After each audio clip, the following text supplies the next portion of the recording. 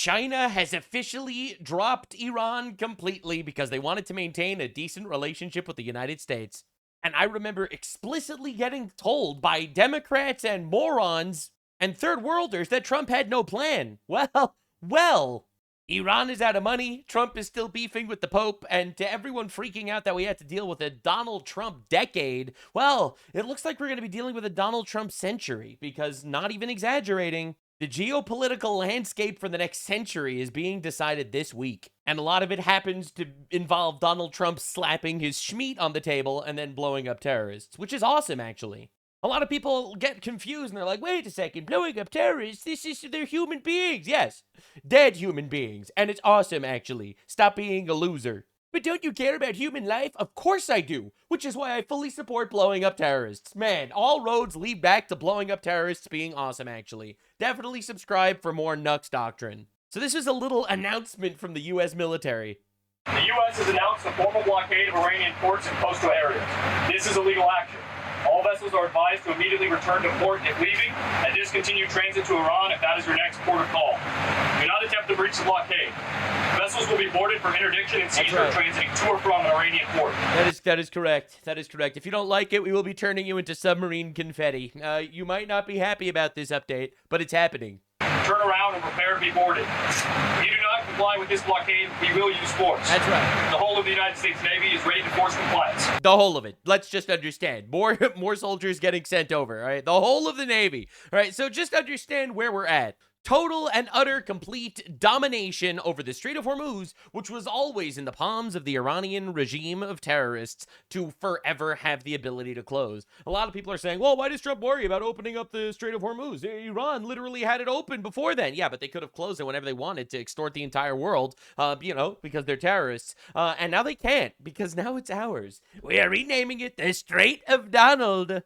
And there's nothing you can do about it. Continue having sex with goats or something. And of course, Iran has suspended all petrochemical exports until further notice. Breaking news, they cannot actually export things anymore at all. You know, because they have no air force and they have no navy, and because they are totally blockaded and they are slowly dying. We started off by bombing them, sending them to a very quick demise. They screamed, they cried, they yelled. We don't even know who's in charge of the country anymore. And guess what, ladies and gentlemen?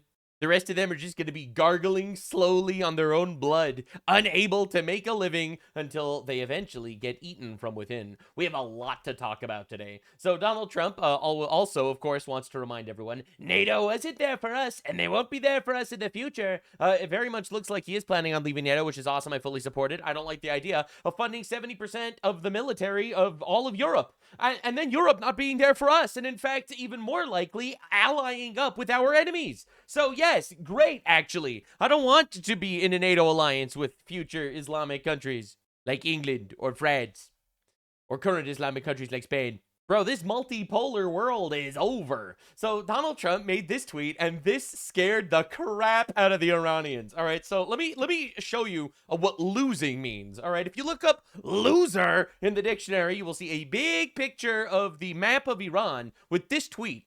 China is very happy that I am permanently opening the Strait of Hormuz. Remember, China was Iran's biggest backer because China needs oil. They have no natural oil, basically. And they have been importing all of their oil from Iran, or at least a large amount of it. I am doing it for them, also the world. All right, so just understand. He is not doing this for China. He is not doing this for China at all. You see, China really hates this a lot, but there's really nothing they can do about it, because they would get absolutely Swiss cheesed by the United States military if they actually wanted to get involved. This situation will never happen again. They have agreed not to send weapons to Iran. Remember, this is Iran's biggest backer, backstabbing them just because they want to be friendly and cuddly-wuddly with the United States. This is being a powerhouse. This is what happens when you're the most powerful country on the planet, and you're not afraid to swing your dick around, but you're not afraid to acknowledge that, and you don't have to commit ultimate jihad, all right, suicide yourself like Europe did. President Xi will give me a big fat hug when I get there in a few weeks. Holy shit. We are working together smartly and very well. Doesn't that beat fighting? But remember, we are very good at fighting if we have to, far better than anyone else. Dude, this tweet is actually like fucking insane. Yeah, so if you look up loser in the dictionary, gigantic picture of Iran with this tweet on it. Like Iran's allies backstabbing them just because they want to be friendly with us. This is Trump basically doubling down that we completely dominated China here. You've got a major meeting coming up next month with President Xi. I want to get your take on China and how this shift in oil, particularly because of Iran, particularly because of Venezuela and what you've done, even your comments on Cuba. Think about how insane it is, man. You know, China needs Cuba, needs Venezuela, needs Iran, and all of a sudden they're all falling apart. Wow, 5D chess, for real, for real. This is like the 200 IQ plan, and everyone's like, Trump is just dumb and stuff. Completely toppled the old order and put us as the top dog on the planet, like by a long shot. How does that change the dynamic of this meeting with President Xi? It means we have all the leverage, but Trump doesn't actually want to say that, probably. I think it does. I mean, he's somebody that needs oil. We don't. True. He's somebody I get along with very well. Just We're wrote me a besties. beautiful letter. He wrote you a letter? Yeah, he did. He responded to a letter that I wrote because I had heard that China is giving weapons to. I mean, you're seeing it all over the place to Iran. That China's Did he say giving he's weapons. giving them? Yeah, and I wrote him a letter asking him not to do that. Hey, hello, Mr. Xi. You're looking good. Have you lost weight? Anyway, stop sending weapons to Iran, or we will kill you. Oh, God. We will end the civilization. Yours truly, the Donald. And he wrote me a letter saying that essentially he's not doing that. Okay. Folded like a MacBook, brother. Oh my God. So yeah, so anyway, complete and utter Chinese dominated. It's truly incredible. Now, Trump is beefing with everybody these days. And the scariest part is he's actually winning, which is horrifying. So Trump made this tweet. Well, someone please tell Pope Leo that Iran has killed at least 42,000 innocent, completely unarmed protesters in the last 2 months, and that for Iran to have a nuclear bomb is absolutely unacceptable. Thank you for your attention to this matter. America is back, President Donald J. Trump. The truth is he's right, because the Pope, who condemns Trump for all sorts of things, he condemned Trump for capturing Maduro. Like, what are we doing here? Maduro was a dictator, communist, who was torturing his own people, who was sending drug boats into our country. Of course he captured Maduro, and it was awesome. It was incredible, and the Pope condemned him for that. But the Pope didn't condemn Iran for massacring 42,000 plus of their own people. Unarmed people, just massacring them in the streets. He had nothing to say about that. It seems like the Pope has an agenda, and a lot of people started memeing on the Pope too. When Muslims destroy Europe, nothing to say. When Muslims slaughter Christians in Africa, nothing to say. When Muslims burn churches worldwide, nothing to say. When America bombs Muslim countries, the Pope gets involved. You know, a lot of people started noticing that there's something weird going on. Donald Trump made another tweet. He quoted this tweet saying, it's fascinating to see what social media reveals about a person before they become the Pope. Before he became Pope Leo, Cardinal Robert Prevost was on Twitter trashing Trump, criticizing Vance, calling for open borders, promoting COVID vaccines, endorsing stricter gun control, and tweeting after George Floyd, we need to hear more from leaders in the church to reject racism and seek justice. The account was deleted the day he was elected. And Donald Trump retweets this, saying, not good. Bro is beefing with the woke Pope. What are we doing on the timeline? So this went incredibly viral. So I feel like I have to talk about this because this is basically saying what I said in my previous video and what a lot of people are thinking.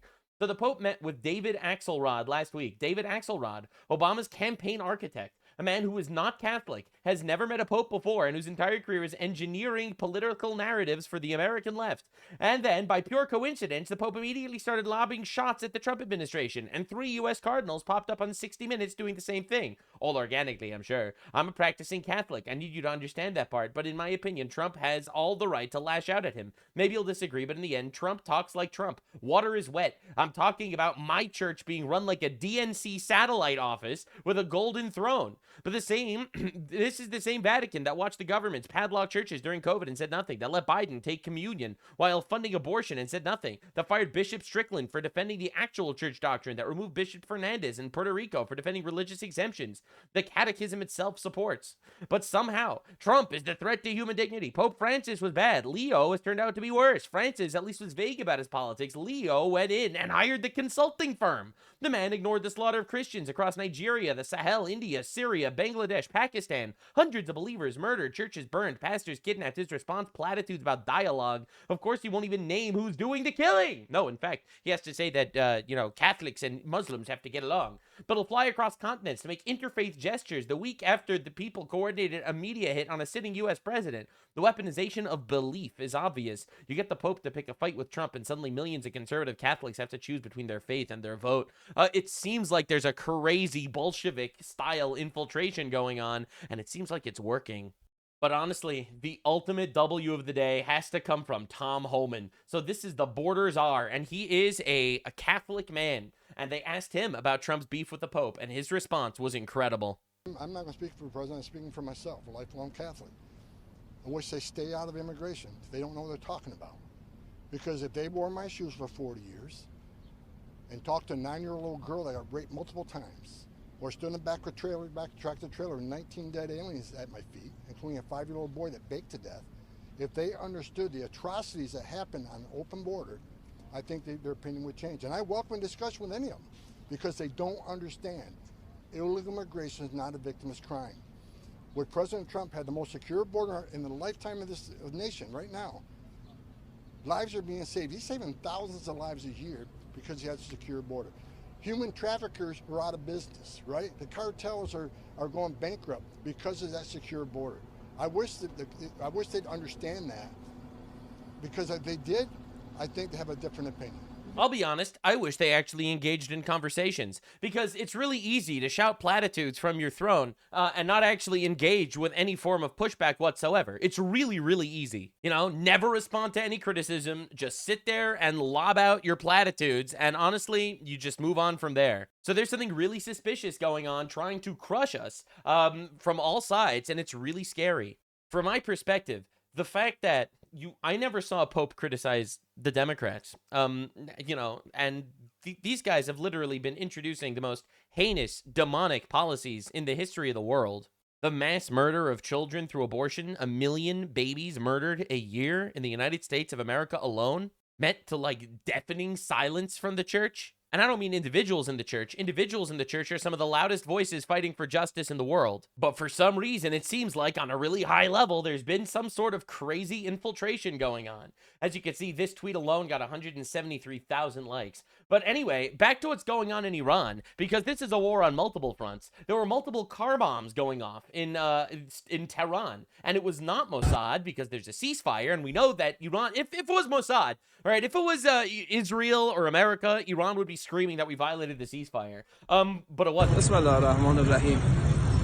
Right? So obviously, it seems like it's little resistance groups in Iran actually fighting back. Last night, a group of masked Iranians assassinated Mohammed Shira Mohammedian. He was the commander of a Basij base in Tehran's District 18. We are seeing a rise in activities of resistance groups inside Iran. So while we are strangling them economically, obliterated their actual military, these people are getting fucked from within, and it's insane. So we are, in fact, witnessing a realignment of the entire world. They said the president had no plan to secure the strait, and looks like it's going pretty well.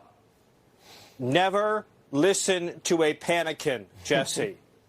You will do very well in life. Ignore the panicins, right? They were the ones who warned of calamity in Venezuela. True. And ended up being one of the greatest single foreign policy, military, geopolitical maneuvers in world history.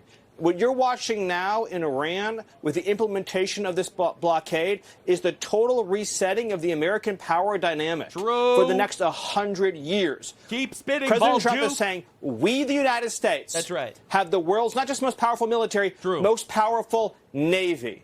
And whoever controls the seas is able to control the outcomes in any foreign policy showdown. That's right. And so President Trump has put Iran in a box. He's played the checkmate move, and so now, no matter what path Iran chooses, America wins. If Iran chooses the path of a deal, then that's great for the world, that's great for everybody. If Iran chooses the path of economic strangulation by blockade, then the world will pass Iran by. New energy routes will be established, new supply chains will be established. That's right, we're just going to become an economic superpower selling oil to the entire world. We already are. other nations throughout the region, throughout the world, and especially America. United Arab Emirates, Saudi Arabia, they'll be more than happy to pick up the slack. Iran, you could drown and gargle in your own blood all you like. Will power the world, and Iran will become a footnote. So that's the choice Iran has, and President Trump has put America into a win-win. Yeah, this is like an actual checkmate. This is like when you're playing tic-tac-toe and you double-trapped your opponent. Like, it's unbelievable witnessing this actually come together while all the retards were saying it's an unwinnable war. We're going to lose millions of people. It's going to be a 10-year-long regime change, boots-on-the-ground conflict where we lose inevitably. Where are all the Pakistani dumb fucks with their AI-generated videos saying Iran is secretly winning the war? I have just come out incredibly vindicated saying that there was a plan the entire time. It's honestly insane. If you look back at my videos covering this war, I just come out like it looks like I'm a super genius. And I'm not. I'm just surrounded by idiots. Idiots! Like, I'm literally in a sea of retards saying things that are semi-coherent, and it makes me look like a fucking genius. You know, my favorite part about this entire situation is that I fully acknowledge that America is the good guys here and that Iran is the bad guys, and therefore it's really nice that the good guys are obliterating the bad guys. You see a lot of people that just don't understand that. They think they can call you a hypocrite. They'll be like, isn't it hypocritical that America can have nukes but Iran can't?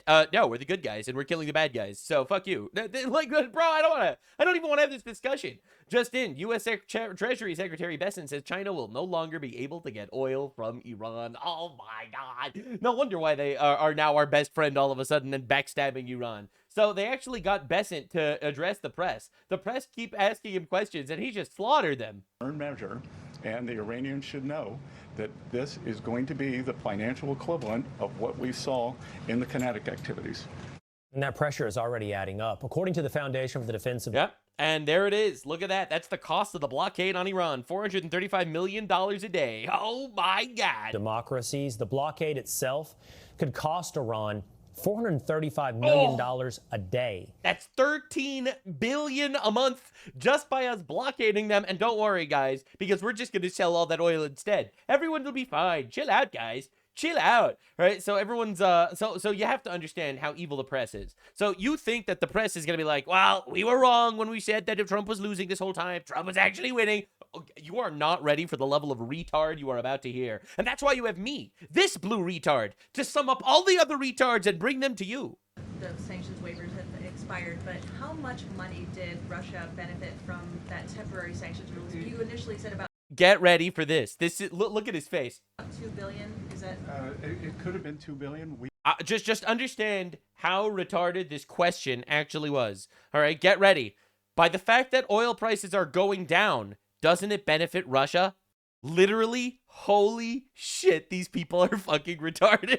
We don't know, but again, let's think of a different world where oil spiked to 150, and they would have made a lot more. By doing that, by pushing the Russian barrels that were already on the water, they were going to be sold, they were going to China no matter what, we pushed them to our allies, we helped stabilize the oil price, and as you can see, there were doomsday scenarios.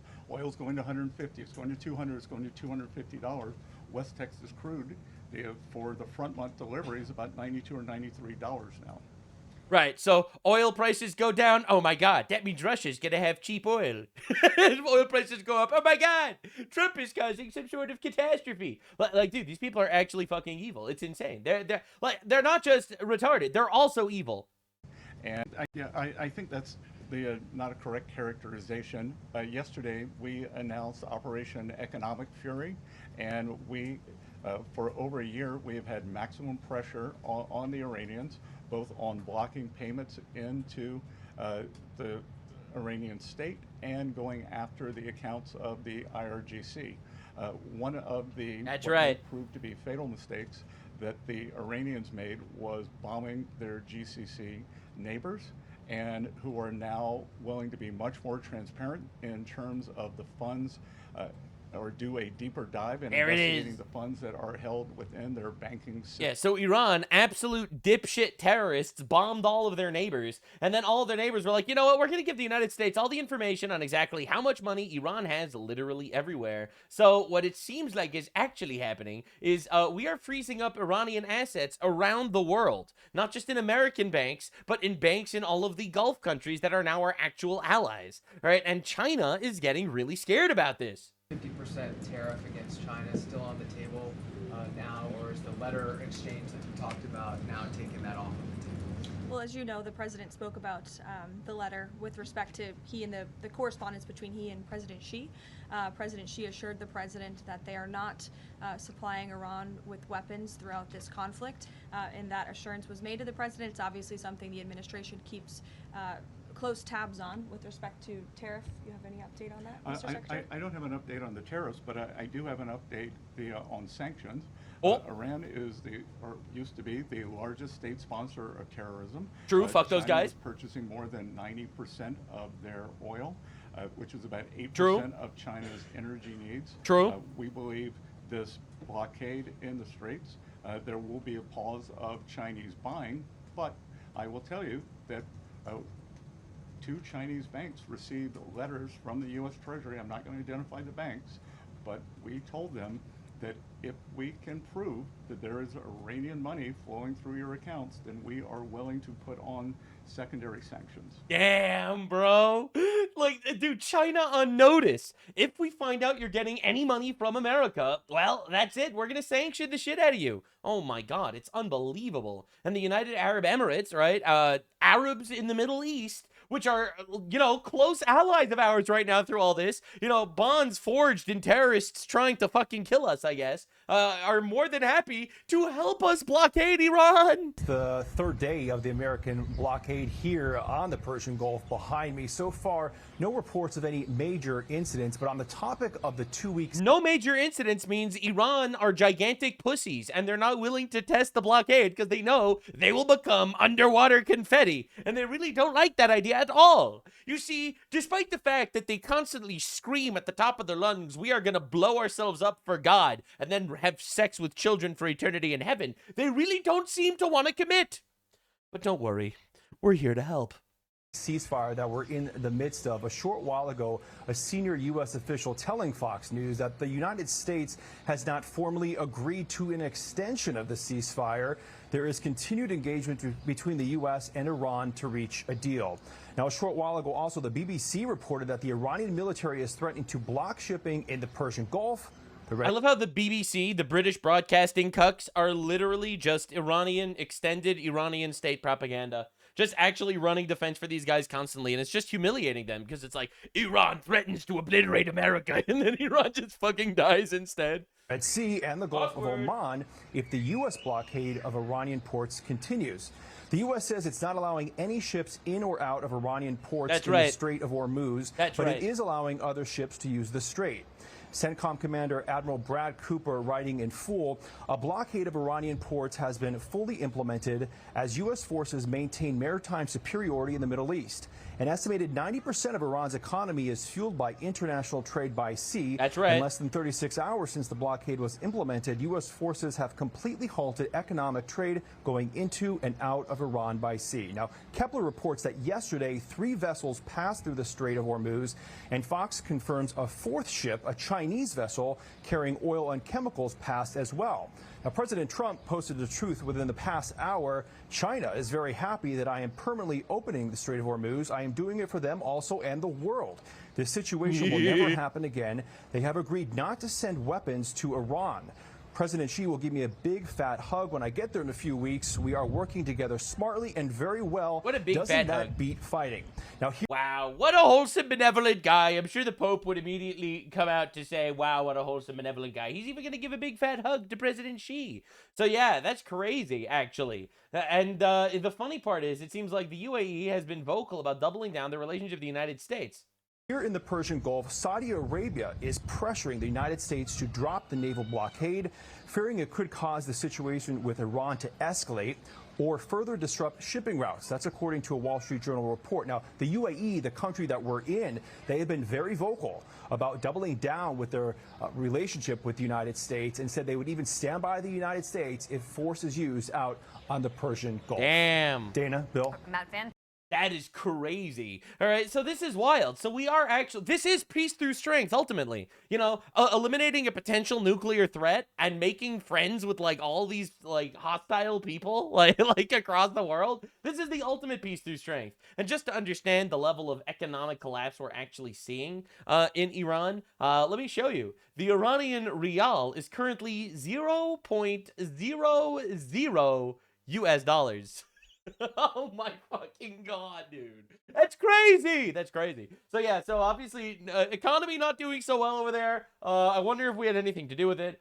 Some Iranian Islamic glazer bot decided to dive in and do his absolute best to say that's fake news. It didn't drop to 0.00 because you see, for a mere 1,316,125 Iranian rial, you could buy one United States dollar. So it technically didn't fall down to zero. It just fell down to 0.000001.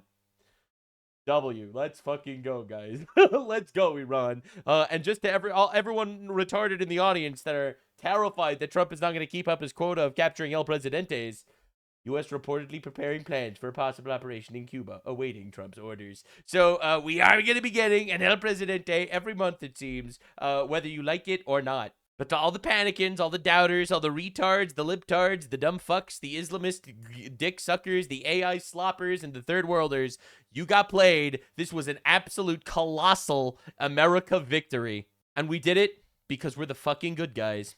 You might not like that. You might not even agree, but your opinion means nothing to me. In the glorious US of A, incredible things are happening as well. You see, Donald Trump W's aren't just happening overseas, they're happening here too. This was put out by the Cato Institute, who hates Trump, but they can't hide the facts. The Democrats were a disaster on the border, and we were the best in the history of the USA. President Donald J. Trump. We gotta talk about the immigration W's that have been happening, because unfortunately, a lot of the people that like freaking out and, like, you know, basically telling horrible news, guys, terrible tragedy just happened, you know, all those guys aren't gonna report on the actual facts. So we have a lot of good news today that involve immigration. Like, for example, the fact that the border's closed.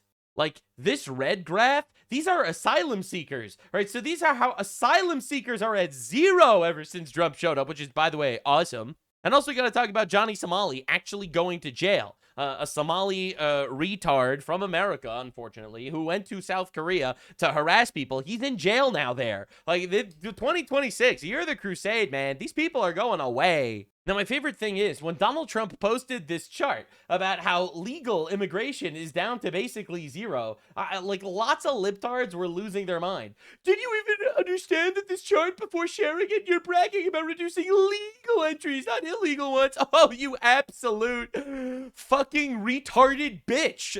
Yes, we're also super happy that we're diminishing legal immigration too. I'm so glad you paid attention. You see, every single illegal in the country needs to get deported, but we also don't need to accept that many legals too. We're full. I love how, like, the leftoid mind is just like a whole bunch of, like, unbelievable hormonal women and simps crying all their days on Twitter and shrieking and freaking out about how somehow it's America's obligation to let ourselves get raped by the third world. Heart-wrenching as it sounds, that's literally where we are. And fantastic news, the border wall is actually being built as well. Oh no, a wall on a border, I can't believe this. Yeah, I'm sorry, man, we take inspiration from the Vatican, which literally built border walls to keep Muslims out.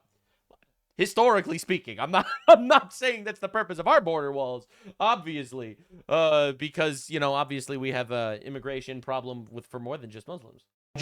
And I just learned today that CBP says they will soon be at the milestone of 1 mile per day in new border wall. Nice. And that includes, by the way, a water barrier. So on the Rio Grande, they are putting a water barrier in place. There's 5 miles so far, but it's going to stretch all the way across to stop water-based human smuggling. So a couple of things, Stephen. Everyone said and then the leftists be like, no, but we love human smuggling. What about the child trafficked asylum seekers? Yeah, thank you. We know. It's impossible to talk about immigration reform without sealing the border. Nobody I know, Democrat or Republican, who does not believe the border is sealed. leads some to say, like farmers and meat packers, what about some of the illegals here that are helping my company? Which led Mike Lowell, a Republican in a battleground district, to roll out the Dignity Act. Here's a little of it. Good. It says if you've been here more than 5 years, so not the people that came under Joe Biden. Even Republicans are trying to push this, and I think a lot of people are unaware how absolutely horrible the general Republican Party is. We need to actually start making a difference on a local level, man, because we have some real retards out there. Like, there was this new shit that just happened where basically I had 4 Republicans join with the Democrats to stop us from revoking the temporary protective status of Haitians. And it's like, my guy, we gotta get every single one of these people out, bro. Disastrous administration. But the people who have been in this country more than 5 years, 10, 15, 20 years, whose children and grandchildren may in fact be American citizens, they would qualify if they have not committed a crime. Like, this is like I am a Republican congressman with a massive vagina.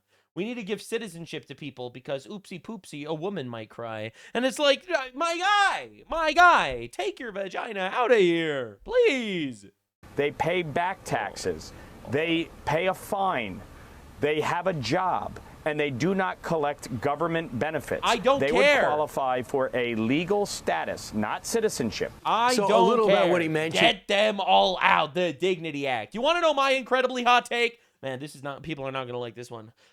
I don't want them to have dignity. They broke the law. They invaded our country illegally. We need to get them out of there, and their dignity is irrelevant. Well, I don't want to give these people dignity. They didn't give a shit about me or my country or my people. Why should I give a shit about them? I'm sorry, man. I'm really tired of like this emotional gaslighting. Oh, but we need to give dignity to the people that raped you. No, we don't. But here's some of the facts with the Dignity Act. I don't care about the Dignity Act. All right, I don't care about any of this garbage. Like, these people are pathetic. It's unreal. Now, of course, the one of the major reasons why they want all these illegal aliens is because they want to do fraud. And I think this is one of the most disgusting things I've ever seen. The California State Assembly is trying to advance the Stop Nick Shirley Act to criminalize investigative journalism. Nick Shirley says California is trying to pass a bill that would criminalize investigative journalism with misdemeanors, $10,000 fines, imprisonment, and content takedown.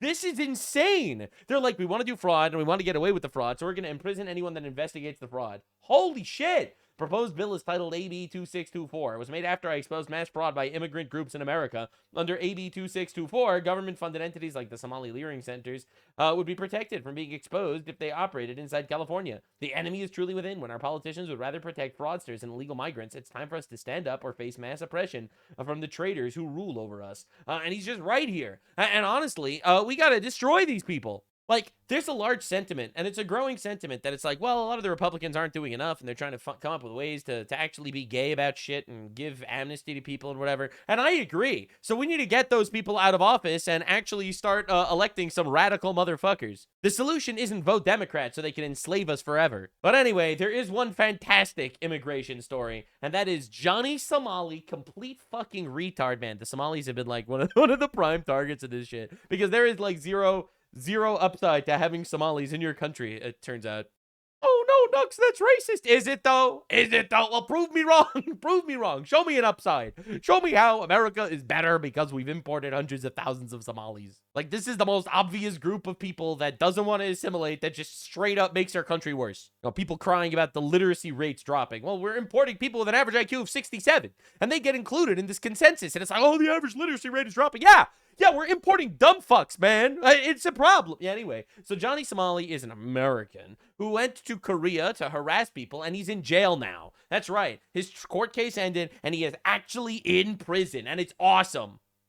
I know for a fact I'm not going to go to jail. Not one day in jail. I'm going to laugh my off when all these motherfuckers are saying I'm going for 30 years, 20 years, 5 years, 10 years. Bro, I'm telling you, I'm not even going to do 1 day, bro. They're going to give me a fine. They're going to say, don't come back to Korea. You're the one who's going to look so dumb when I do. Dude, I love how this guy is just the poster boy for Somali immigration at this point. He is easily the most famous Somali migrant of all time. Bro goes to Korea, ends up getting himself thrown in jail for being a complete piece of shit. You know, and he's talking shit the whole time. The Koreans are stupid, and he's better, and he's superior, and he's so much better, and Korea sucks, and North Korea is better than South Korea. You know, and this dude goes in, and he's talking up his big game. He's saying all the things. You know, this is exactly, you know, this dude with his bananas and rights really thinks he can go to another country and be superior. And my guy is in jail. It's just beautiful. Consequences are glorious. Okay, any jail time or any bro, I'm gonna laugh like a villain. All right, so we got a lawyer that actually went to the court case, I think. Johnny Somali, aka Ramzi Khalid Ismail, has been sentenced to 6 months and 20 days in prison with. Complete W, bro. Bro's gonna get raped by Ni Jing Chun over there, and it's gonna be fucking diabolical. I'm not gonna lie, bro. It's gonna be evil. Now, again, I don't want Johnny Somali to get raped in prison. I'm just saying there's a high likelihood that his roommate will be a large, very fat, overweight, sweaty Korean man named Putin Cock. Like, I ain't gonna lie. If bro's roommate is Dong Suk, it's gonna be pretty diabolical. Labor in Seoul, South Korea today. We're going to get that today on The Legal Mindset. We teach you to be around judge. I'm Andrew Esquire, American attorney who's been tracking this from beginning to end. And today we're going to break out the exact reasons for the guilty plea, his imprisonment, his sentence, and what happens next. Let's get into what happened today in Seoul, South Korea. So first of all, to just get to my opening statements, Ramzi Khalid Ismail, aka Johnny Somali, was found guilty on all 8 charges. So there were 4 counts. Wait. No shot. Bro, like, a lot of his charges are, like, disturbing of peace and shit, which is great, absolutely. But apparently, like, that means he's a sex offender. That means he's a registered sex offender. Oh, my God. They threw the book at the... We need to treat immigrants this way, too, man. Counts of business obstruction, 2 counts of the Minor Crimes Act, and 2 counts of the deep fake distribution. Guilty. Don't you being racist? No. I'm not being racist. These guys fucking suck, man. Like, come on, dude. All right, if you're coming into our country, you need to obey our laws. If you don't obey our laws, we're going to obliterate you. That's how it works. That's at least how it should work. All right, this infinite pussification of society to let these people get off of literally whatever they do, all right, it just makes them do more shit. On all charges. He was sentenced to 6 months in prison with labor, an additional 20 days of detention, and 5 years of offender status, with his phones being permanently confiscated. But how did we get there? Well, we got there through a team effort. I started this in front of the same courtroom, and the photo here today is a photo, and once again, in front of that same... I love it, dude. I love it. This is like a generational hater. He actually went to court to watch this dumb fuck go to jail. Absolute cinema. Courtroom today, but it was a team effort. My team, the Somali conviction team, worked very hard submitting evidence, submitting facts, and really getting into it with this process where we wanted to have jail time instead of the normal process where foreigners are often just given a fine and let go. God, that is so based. You know, God bless the citizens that are fighting for justice when the giant, slopping, drooling vaginas that are running society just want to let everyone off on shit forever. You know, if not for, like, people like Nick Shirley doing investigative journalism himself, you know, we would have never had this fraud task force actually start arresting people. And hundreds of people have already been arrested for fraud situations. You know, like, if we wouldn't have, like, you know, our absolute assholes in society driving people insane to actually enforce the law, the laws wouldn't be enforced. They would just let people get off of everything. Dude, this is cinema. Which we thought could be a very, very real possibility if there was not more attention on this. And you completely true. And the moral of the story is that you matter. You viewer who think you don't matter. You do matter. God created you in his own image for a reason.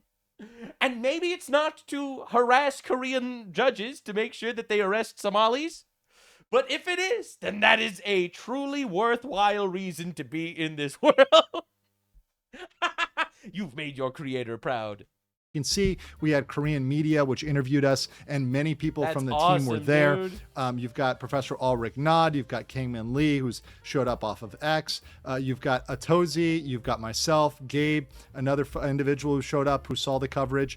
You've got Atozi's editor. Everybody worked together. This was a huge team effort. There are a lot of people that aren't even pictured in this that worked together to get this done. And because of the coverage of this, and also the coverage in Korean media, as you see here, that actually led to a different result than normal. True. But let's get into the... And that is why citizen journalism is everything today. Because we have the ability to annoy politicians into submission. That's right. We just gotta annoy the shit out of these people until they actually buckle to our whims. That's right. We have to threaten them. We have to outvote them. We have to install new, more radical people than they are. That's right. And when people say, Nux, you're radicalizing your audience, I say, yes, I hope so. I would love it if we could get some Old Testament justice brought back into society. I would love to bring back a more liberally used death penalty on murderers and child rapists. I would love it if vandals and thieves and burglars and fraudsters end up getting forced labor for years to pay up whatever damage they've done. Under my system, a truly colorblind, anti-racist system, it doesn't matter what color you are, you will be punished to the full extent of the law.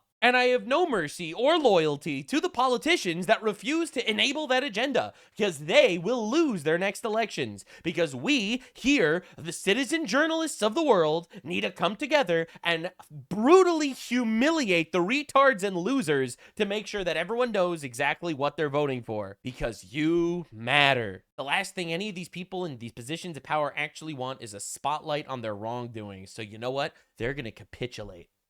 Trial facts itself. So how did the trial start? All right, let's go. Well, go. The trial started packed with observers. Now, the first time I came, there was hardly anybody in that courtroom about a year and a half ago. However, today, standing room only. People were standing, sitting on the floor, all there for Somali. They had to... All there to watch a Somali go to jail, based, honestly. I would do it too. Put up actually the red tape. They had to line people up.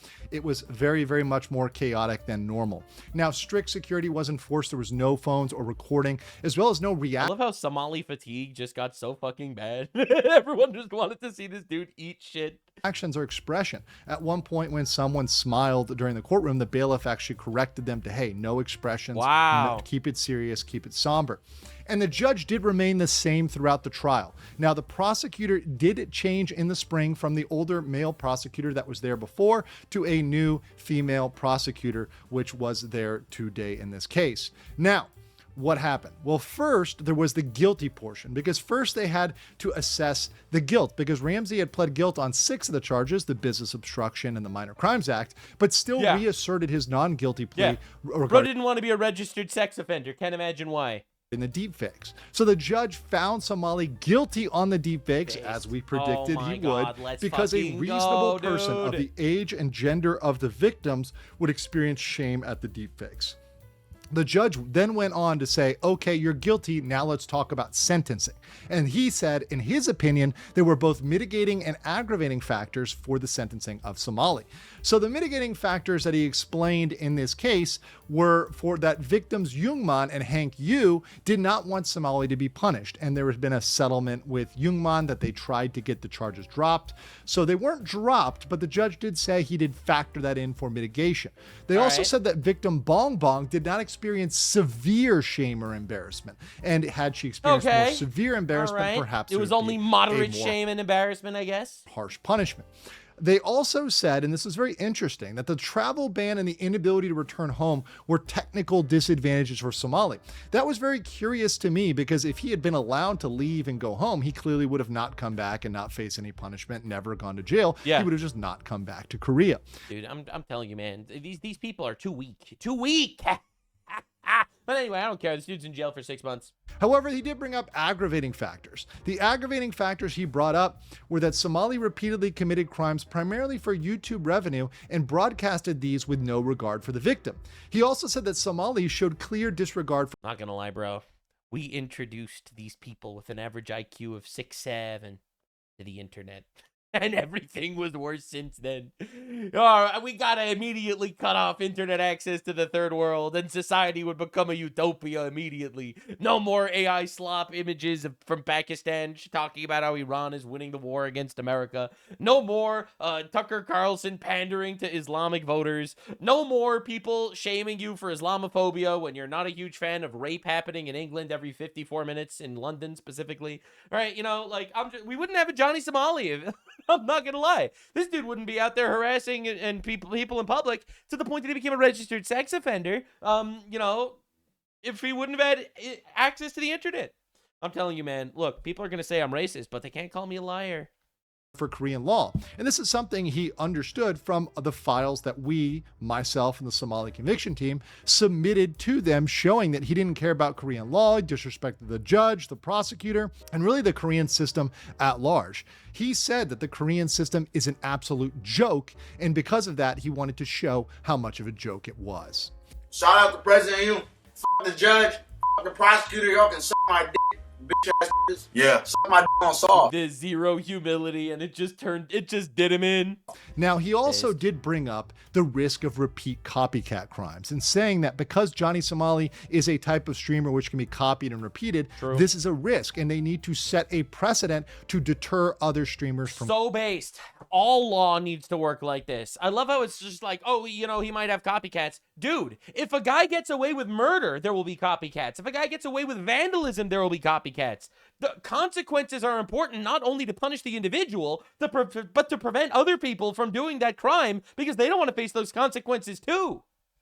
Absolutely. There's always risk of copycat coming in. Now, whether or not 6 months will actually deter people is up for debate. A lot of people, even myself included, think it's not severe enough to deter everybody, but perhaps it can be some sort of deterrent. But he did factor that in as an aggravating factor. All right. So when he handed down the sentence, he explained very clearly it was 6 months in prison with labor. That will be in a specialized prison for labor, also in a prison for offenders, because he had 5 years of offender status, so he can be no...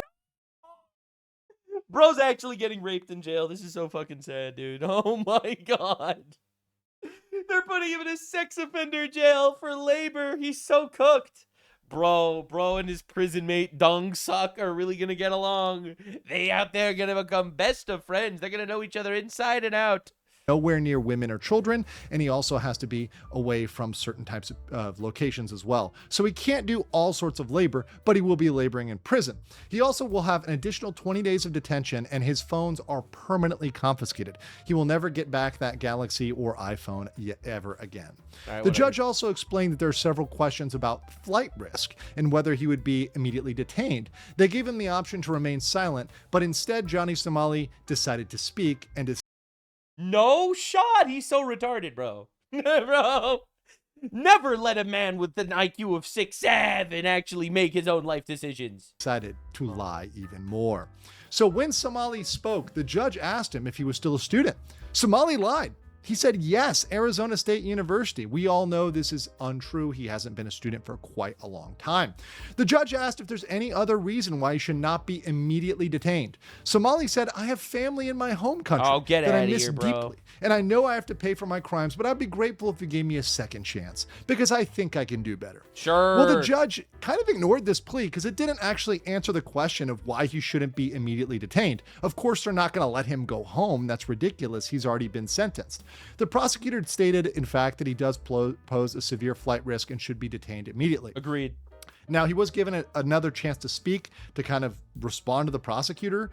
Somali again lied and said, throughout the court proceedings from 2025 to now, I have refrained from doing anything to harass the public. So I feel this has taught me a vital lesson. Of course, we know that's not true. We have the sexual harassment charges that were filed based on his activity during that period, and those are filed in the... This dude literally films himself sexually harassing people, and then he actually just goes to the judge and just lies to the camera. Dude, I'm getting flashbacks to like the Somali Leering Center in Minnesota. Bro goes to the camera and is like, I would show you my paperwork, but someone broke into my Leering Center and stole all the paperwork. It's like, just straight up lie to the camera like that. Eastern District. We also had several instances where he was harassing people in public, where he was insulting people, getting drunk. So we know that's not true. But the judge said, okay, really that none of that is relevant, we're going to find a significant flight risk and detain him immediately. Dang. So the judge then explained that there's 7 days for both Somali or the prosecution to appeal. This is very important because the prosecution can find that this was too light. They recommended 3 years and he only got 6 months. So the prosecution has a chance to go back, go to the court and say, no, we need more time. We think this is not fair. Somali can also try to appeal this, but the thing is for Somali, where appeals really aren't going to work in his favor, is the average appeal takes about 6 months. So if Somali is angry about this, he has to appeal from jail. So while he'll be in jail, he'll be serving that time. By the time he would appeal over, it bro. for saying it's too severe, well, his crazy. term will probably be up. He'll Finally. probably be at the end of his sentence where he's already served that prison labor.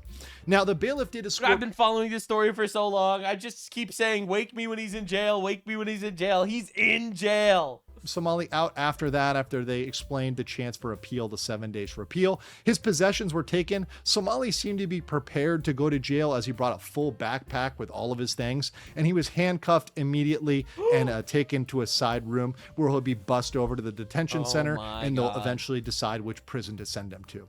After Somali left the room and we saw him be, taken off and handcuffed, all the observers left. Now, Korean media was waiting outside, and myself, others, Atozi, we were interviewed about how we felt about it, and we gave our true opinion, which is we are happy that he was proven wrong, but we think that he deserved more time there. They also the YouTubers just fucking going for the jugular. Asked us if we were talking as YouTubers or Americans or whatever, and I answered that we're talking as people interested in the truth, and we're interested in revealing the Korean court process and getting the truth out there, both to Korea, Americans, everybody, and making sure he serves the time that he should serve and he's punished appropriately. So here's my judgment.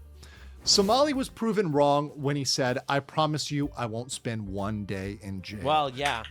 I know for a fact I'm not going to go to jail. Not 1 day in jail. I'm going to show you guys how far I can push the boundaries, and I'm going to show you that the Korean government is not going to do anything to me. Somali IQ level strategy over there. The Korean legal system is not as strong as people think and perceive it to be. He's in jail right now, by the way. That, it makes me very, very happy that Somali was once again proven wrong on that. However, objectively, 6 months and 20 days is a light sentence. At least 2 years would have been appropriate, particularly given the prosecution's recommendation of 3 years. That would have been a compromise where they didn't get the full 3 I felt like they figured he's a foreigner and he has a retarded level IQ. How are we really going to hold him for 3 years? But they also didn't get a small amount. 6 months is too light. And because of that, we strongly encourage the prosecution to appeal, and we will be, along with the Somali conviction team, myself, encouraging the prosecutors to appeal. We also have the CHS, child sexual harassment charges, that are still floating out there in the Eastern District. We're going to be encouraging that district to bring those charges, because those charges can be brought while Somali is in jail, and that could result in him being in Korea for an even longer time. That's crazy. But I want to know what you guys think about I just love the fact that we got like the citizen journalists being like, no, stop being gigantic vaginas and jail this motherfucker. Serve him bananas and rice every day, all day, till he drops. Couple of real men in a world of vaginas. And that's why you matter. That's why every single one of us matters. Not only on some sort of metaphysical level, but quite literally, your voice and your strength make a difference. Democracy isn't a perfect system, but we're gonna abuse the shit out of it. To prove the flaws of democracy, you have to see this clip. It went super viral. We got to talk about Zoran Mamdani, who somehow got elected, Joe Biden, who somehow got elected. Like, these people are tearing our culture and our society apart. Some of the most unbelievably demented stuff just happened, and we have to talk about it. So this is Biden visiting the Syracuse University for to unveil a giant portrait of himself. Very, very narcissistic, we know. And this dude, he pulled off one of the most diabolical gaffes anyone's ever seen. I want to turn around to one guy and say, Barack, what are you doing? Just points at a random black guy in the crowd and says, Barack, what are you doing? Come here. Come here. Come here. Come here. I feel like he should be standing on the right and I should be standing on the left. Hey, did you just look at Barack? Doesn't he look like Barack? Oh. Oh no! Anyway. I'm gonna need to show you body cam footage after a black situation of this magnitude. As they say, you've done good, fella. Well, you know, I tried. Well, that might be the most awkward thing I've ever seen in my entire life. No one knows how this dude actually managed to show up. No one knows. Anyway, it's really nice to see that his cancer diagnosis seemed to have cleared up. No one's talking about it anymore. Thank God. I'm really happy he's okay. Now he can spend his final years in prison for betraying our country and opening our border or something. Anyway, we got to talk about what the Democrats have been doing, because the new Democrat Party is a party of complete miscreants and terrorist supporters. Anyone that actually does like our country and our culture is on the right now. Everyone that hates our country and our culture is on the left. Now, the issue is the moderate liberal still claims they like the country. So those guys can't win elections anymore. They need to literally have complete dumb fuck retard radical leftist foreigners in every single election ever. This guy is running for governor in California or something. What's he running for? He's running for on fixing literacy in California. Higher expense, no security, no safety, no literacy. My plan, Marka plan, make affordable California again, will recognize children who maintain GPA levels. Motherfucker is fighting for literacy and he can't speak. It's unbelievable that we're like literally letting ourselves get raped by the third world for this shit. 3.87, 3.93 will support first buying car upon graduation from high school, will credit $505. Like, this is unironically just a leftist position. We're going to bring in some foreigner that hates our country, and he's going to tear us apart and tell the retards how he's going to give you free shit. Maybe you'll vote for him. Plus, first year, no registration fee. It's just shocking that this is an actual ad. This guy's running on fixing literacy in California. Can't speak English. This is the craziest thing I've ever seen, is what I would say normally. Now, Zoran Mamdani, let's just say, got into a lot of drama lately. And a lot of people are talking about this because, well, they hate our country and they like the people that are destroying our country. So I can't show you this full clip because it does get violent. But as you can see, this individual of a nebulous ethnic background is resisting arrest. Why are you punching him?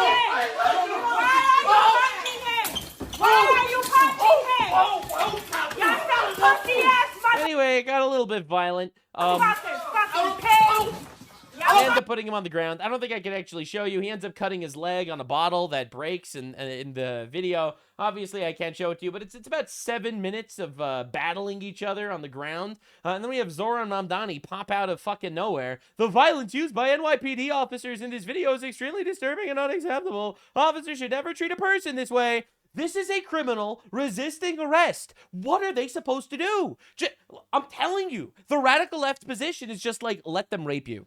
Just spread your butt for them. Let it go quickly. The NYPD is conducting a full investigation into this incident. My guy, what are they supposed to do, bro? Dude tries to rob a liquor store. They try to arrest him. He fights back. They actually use force to put him on the ground. He cuts his leg on a bottle. And all of a sudden, Zoran Mamdani, mayor of New York City, he's going to activate his retards to attack this guy.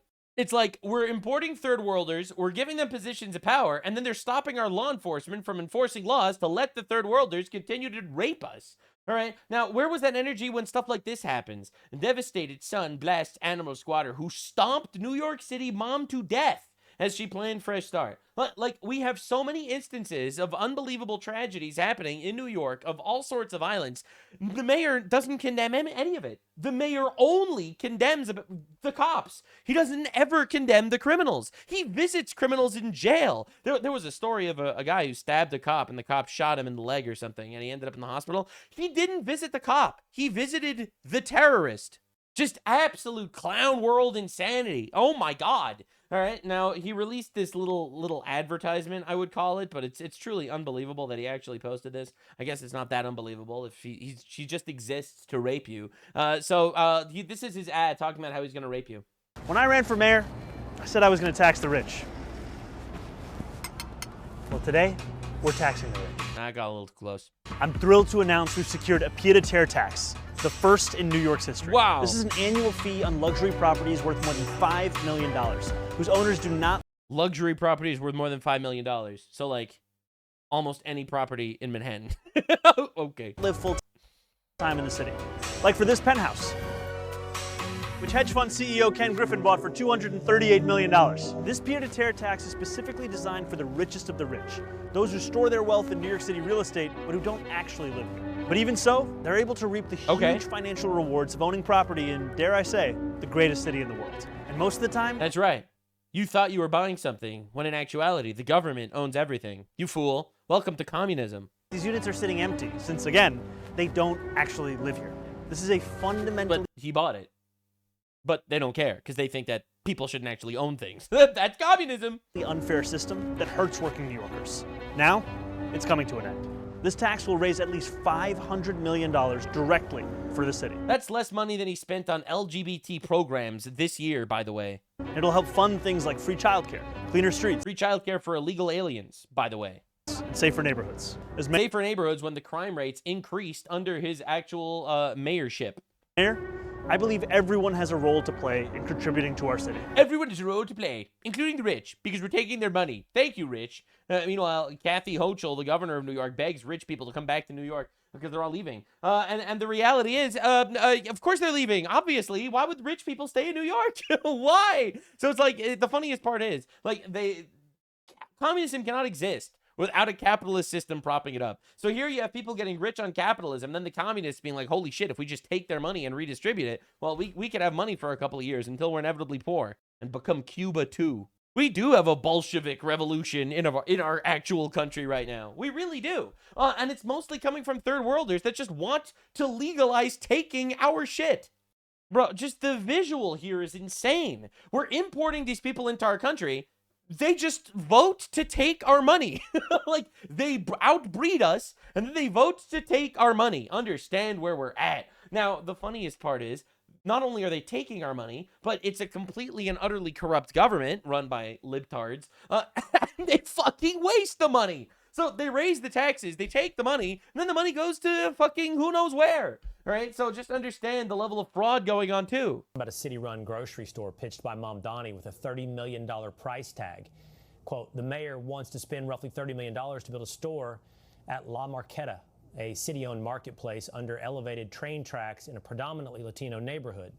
Because nothing says efficiency like the government getting into the grocery business. That's right. But the Dems aren't stopping there. California Congressman Ro Khanna says, why not just make everything free? Yo, true. Another foreigner?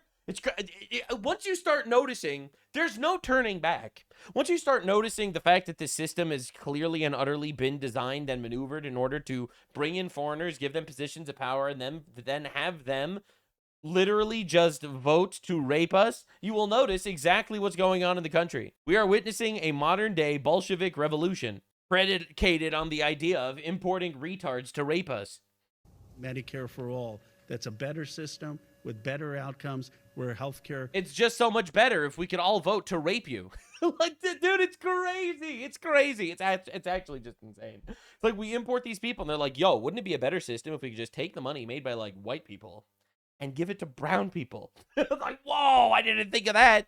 Is guaranteed to every single person from the day they are born. For a young... No matter where you're born. So true, bestie. So true. So people invade our country illegally, and then we take your money to give it to that guy. Isn't that nice? Not only will it incentivize other people to come in illegally, but also, fuck you. People to assure career opportunity is not limited by your family's wealth. We need free college and free trade schools. Free college. That's right. Just make everything free. And nothing is actually free. You have to understand things cost money to maintain. And that comes from you, the person actually working, the person paying taxes. Not the Somali community where 90% of them are on welfare. You, the actual working class guy. The Democrats always claim that they're fighting for the working class. They are not fighting for the working class. They're fighting the working class. I have never felt as raped in my entire life as when I paid taxes this year.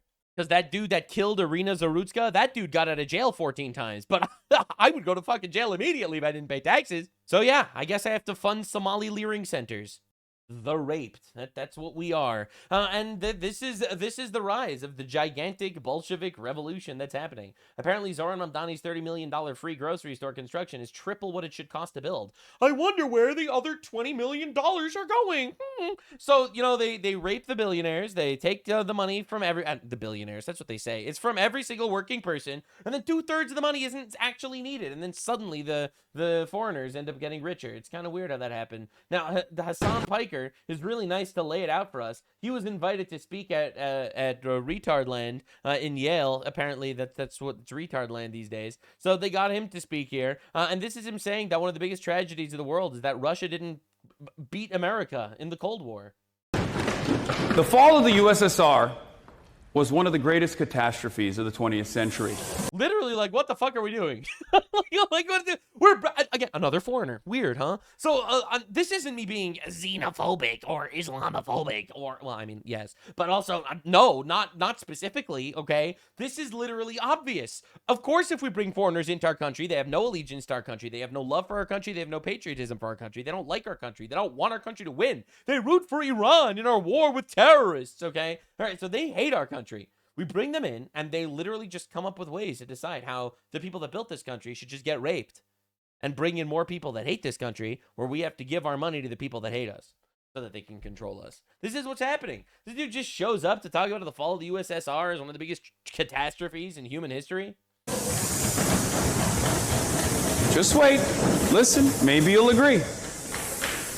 Not only was there incalculable harm done to every single country under its banner, child prostitution, skyrocketing suicide rates, life expectancy plummeting. But America was no longer contested around the globe. Based. Let's fucking go. We're awesome. But he hates America, so this is a bad thing for him. This is the craziest part. So he will support every single Islamic terrorist organization. They all do child prostitution, by the way. The religion does child prostitution. The prophet of the religion's a pedophile. Like, what are you even talking about? But again, he doesn't care, obviously.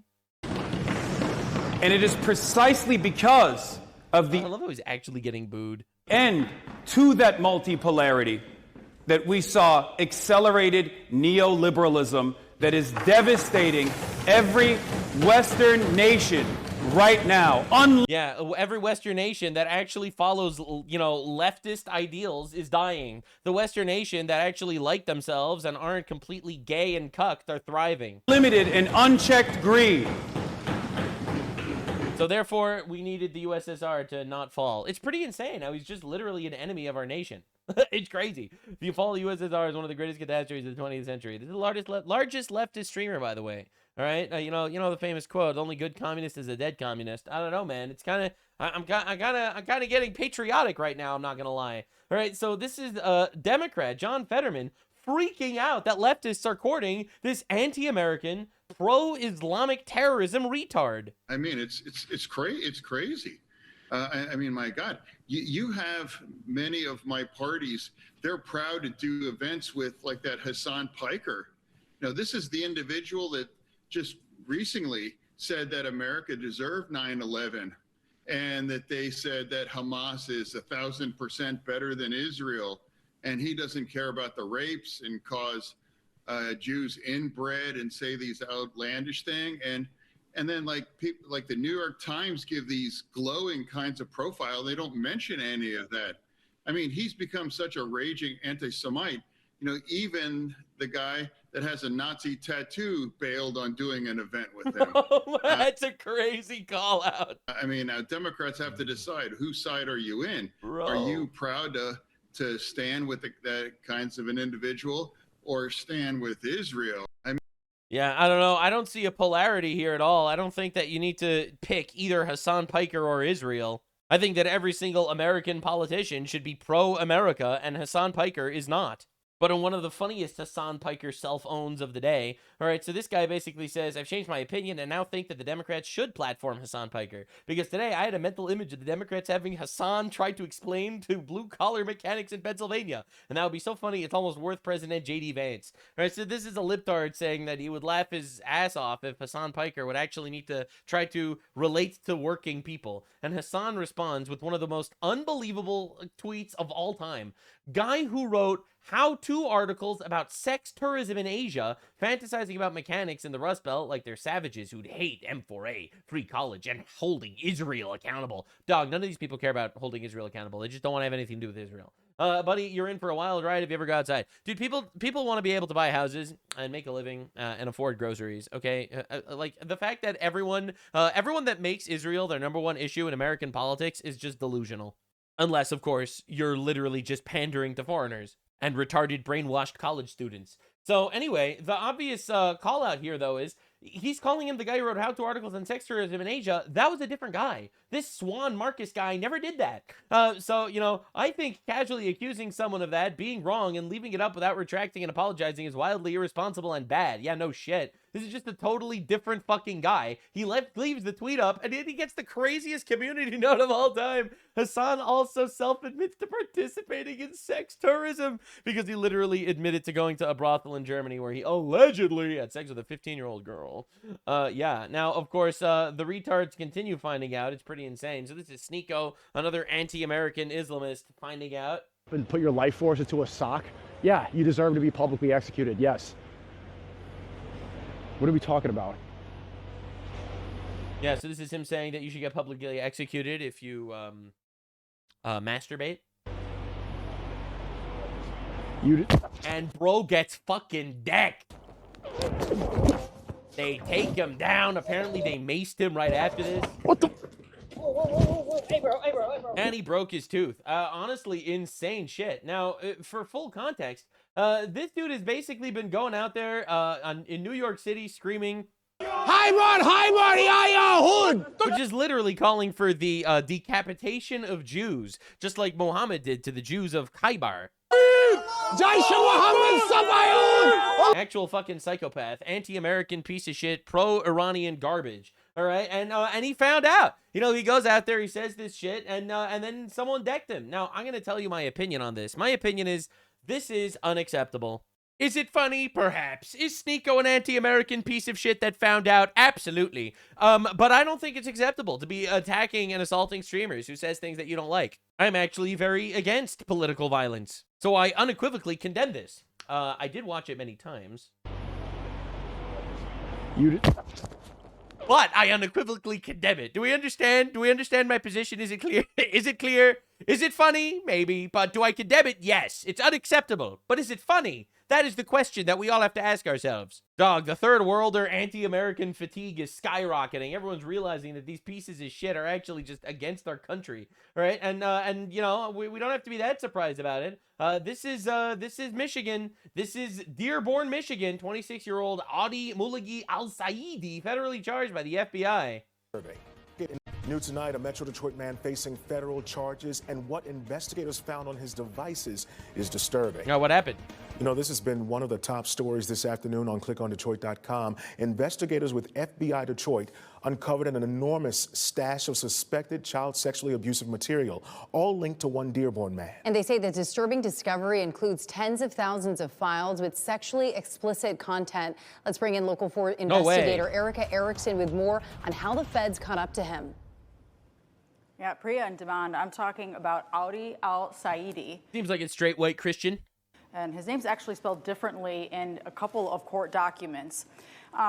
He's from Dearborn, and the FBI... Dearborn, Michigan? I'm shocked. I'm just shocked. ...accusing him of receiving, distributing, and possessing a massive amount of sexually abusive material involving real children. Now, according to this federal complaint, the feds say they... I'm getting Islamophobic. ...uncovered more than 35,000 downloadable files deemed of investigative interest. All right, we gotta hang him. That's my stance. We hang him legally. I don't like vigilante justice. All right, I'm not calling for political violence or anything, but I do believe in court justice. Hang him publicly. Seriously, hang him publicly, says Tim Burchett, a congressman. And honestly, this is where we're at in society. We just have radical fatigue. Radical fatigue.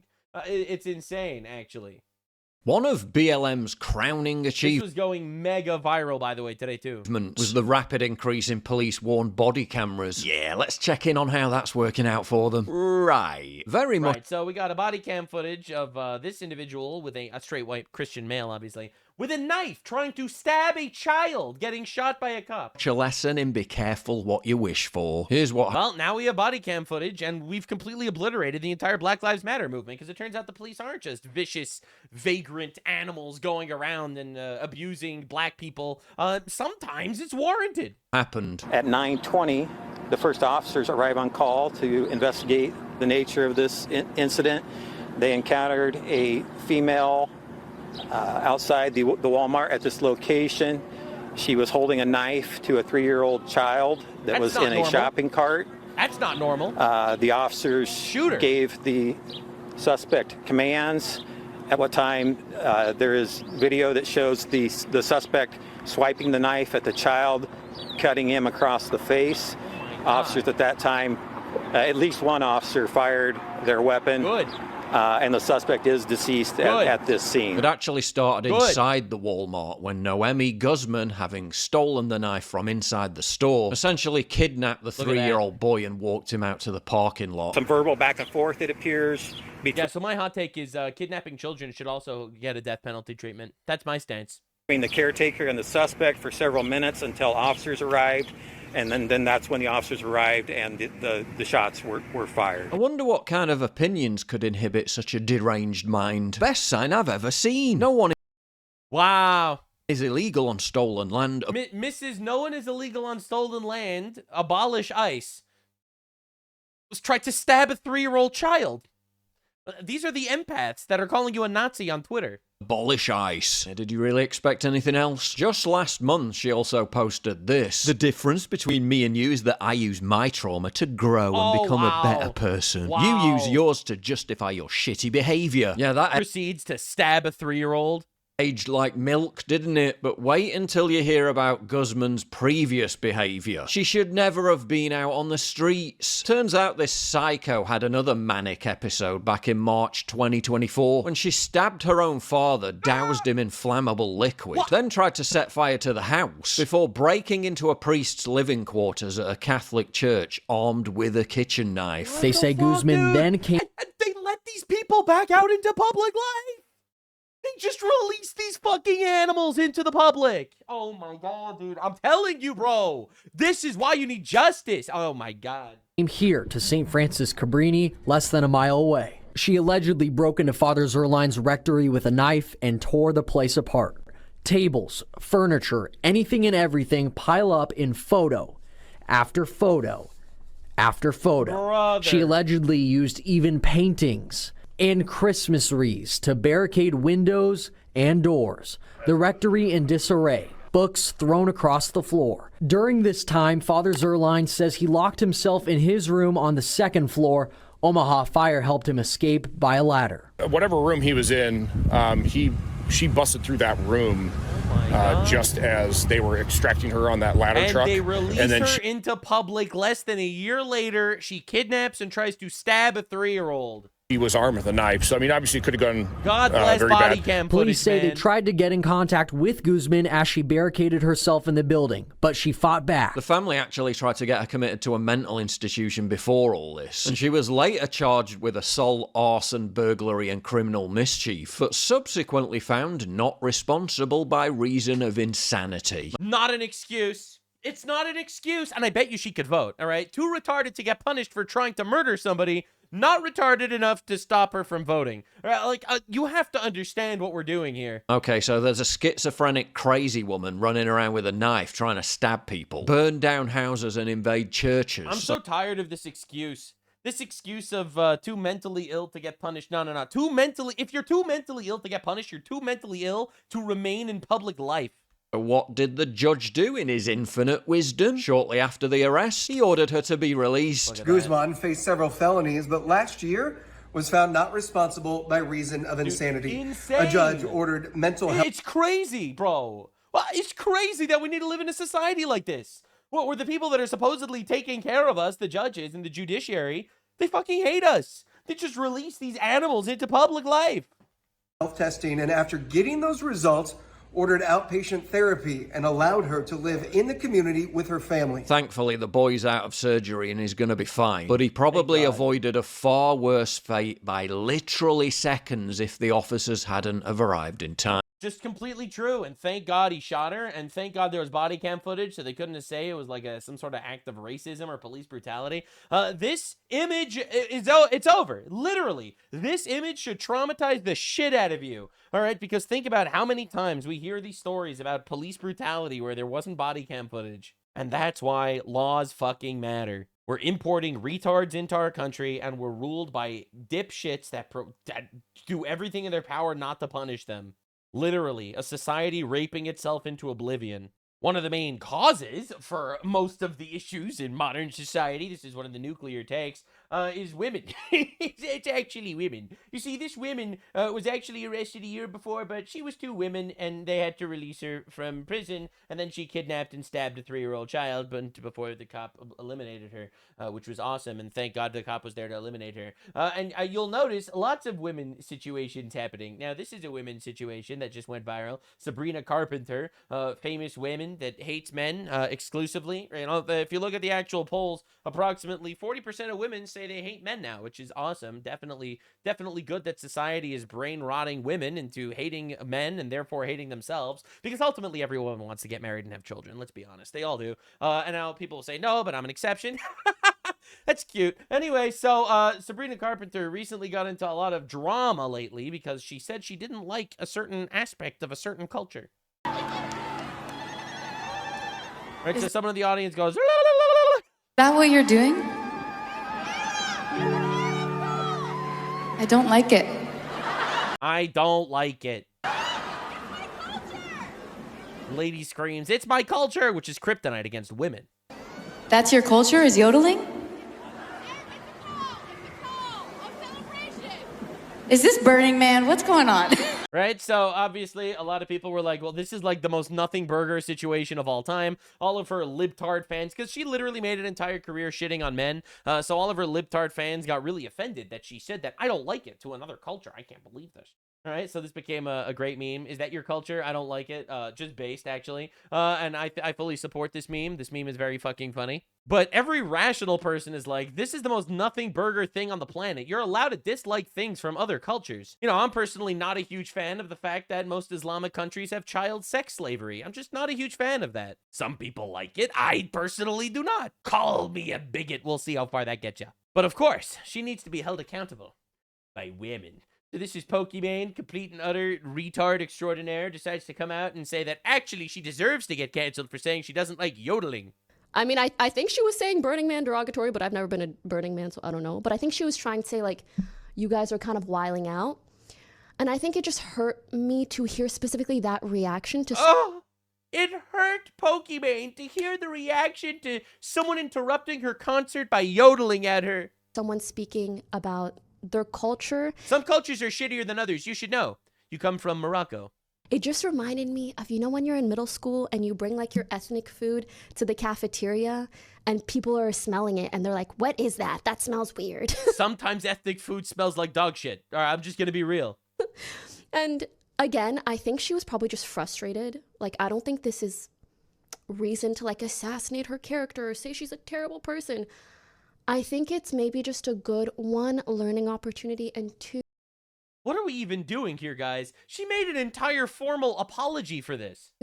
Moment for us to maybe realize we should stop reacting to things that we don't recognize with such negativity. She was interrupted because some bitch was yodeling at her. Listen. Pokimane comes from Morocco. The average IQ in Morocco is 80, and currently 27% of Moroccans are inbred. So, you know, like, we gotta take this with a grain of salt. Also, Morocco is mass executing dogs because they have a World Cup event in like 3 years in Morocco, and they want to make sure they don't have dogs there because Muslims hate dogs. So they're massacring the dogs in public in Morocco right now. So, you know, I actually don't like certain things about your culture, Pokimane, and that's fine, because you don't have to like all the things about my culture. You know, you go out there screaming about how much you hate the rich, even though you're rich. Obviously, you hate the fact that my culture is awesome and successful, I guess. And I hate that your culture, you know, has legalized child torture and dog abuse. Just because you don't get it doesn't mean you need to put it down in any way. You don't need to scream your culture in my face, though. especially if it's something cultural. Whether something cultural. What does she know? Some random bitch is yodeling at her in the middle of her concert. Like, these people are unbelievable. This is like virtue signal Olympics over here. If something's annoying, you could call it out for being annoying. It doesn't matter if it's some other person's culture. We have to walk on eggshells because some retard has a culture that's not necessarily yours. I was gonna stop that Egyptian man from raping that woman, and then I remembered, well, actually, 99.3% of Egyptian women claim to have been raped in their lifetime, so that's just part of their culture. You know, I saw that Somali genitally mutilating a little girl, and I was going to stop him, and then I was reminded, you know, 99% of Somalis have female genital mutilation, so who am I to get involved in their culture? But these are the people that are just going to wander around and just say this shit. Now, the tolerant left threatened to kill Erica Kirk to the point that she didn't even show up at her own event. All right, like they had this giant Turning Point event yesterday, and she didn't show up because of threats on her life. Like, not enough that they murdered her husband. Like, it's truly unbelievable. And this is the empathy people. With our vice president, but after all our family's been through, I take my security team's recommendations extremely seriously. Thank you to our amazing Georgia chapter for your support. God bless you all. What do you want? What sort of light do you want to shed on what she was experiencing and what's happening now?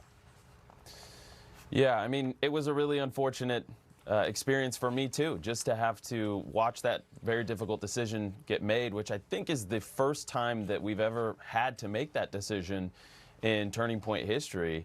But everything that happened with Charlie, obviously his assassination, we're still, you know, grieving that. And you saw what happened with Savannah Hernandez, one of our TPUSA Frontlines reporters in Minneapolis. And to see the security team, you know, tell us, we cannot guarantee your safety, we recommend that you don't do this, was a really chilling moment for all of us. It's so chilling. Like, these people did nothing wrong. It's so chilling that, you know, they murdered Charlie Kirk, which is one of the biggest tragedies I think I've seen unfurl. You know, an unbelievably horrible situation where essentially it's still being made fun of by the left. You know, not even exaggerating. It's still being celebrated by the left tremendously. Infinite Charlie Kirk memes getting churned out literally everywhere. And it's heartbreaking. It's actually heartbreaking. To kind of have to internalize and experience and realize. Now they're threatening his wife so much, his widow, that she can't even go places. Like, it's shocking how evil people are. You know, Candace Owens, of course, says that I don't believe there was actually a security risk. It's probably a lie, and et cetera, which is unbelievable. But it's just shocking watching this happen and unfurl. That Erica Kirk is, you know, her children are one parent away from being orphans. And sometimes you just have to say, listen, right now, what's most important is your safety, is your security, and your children, your family. Obviously, it's not a risk you could take. It's just actually heartbreaking watching this happen constantly. It really is. And in fact, the women drama gets so fucking bad, actually, everywhere. All right, Will Smith, you might remember him from being completely and utterly humiliated by his wife literally all the time. Well, his wife continues to humiliate him. All right, and then you wonder, like, wait a second, I don't understand. Why are people not getting married so much? Why are men not willing to date women? Well...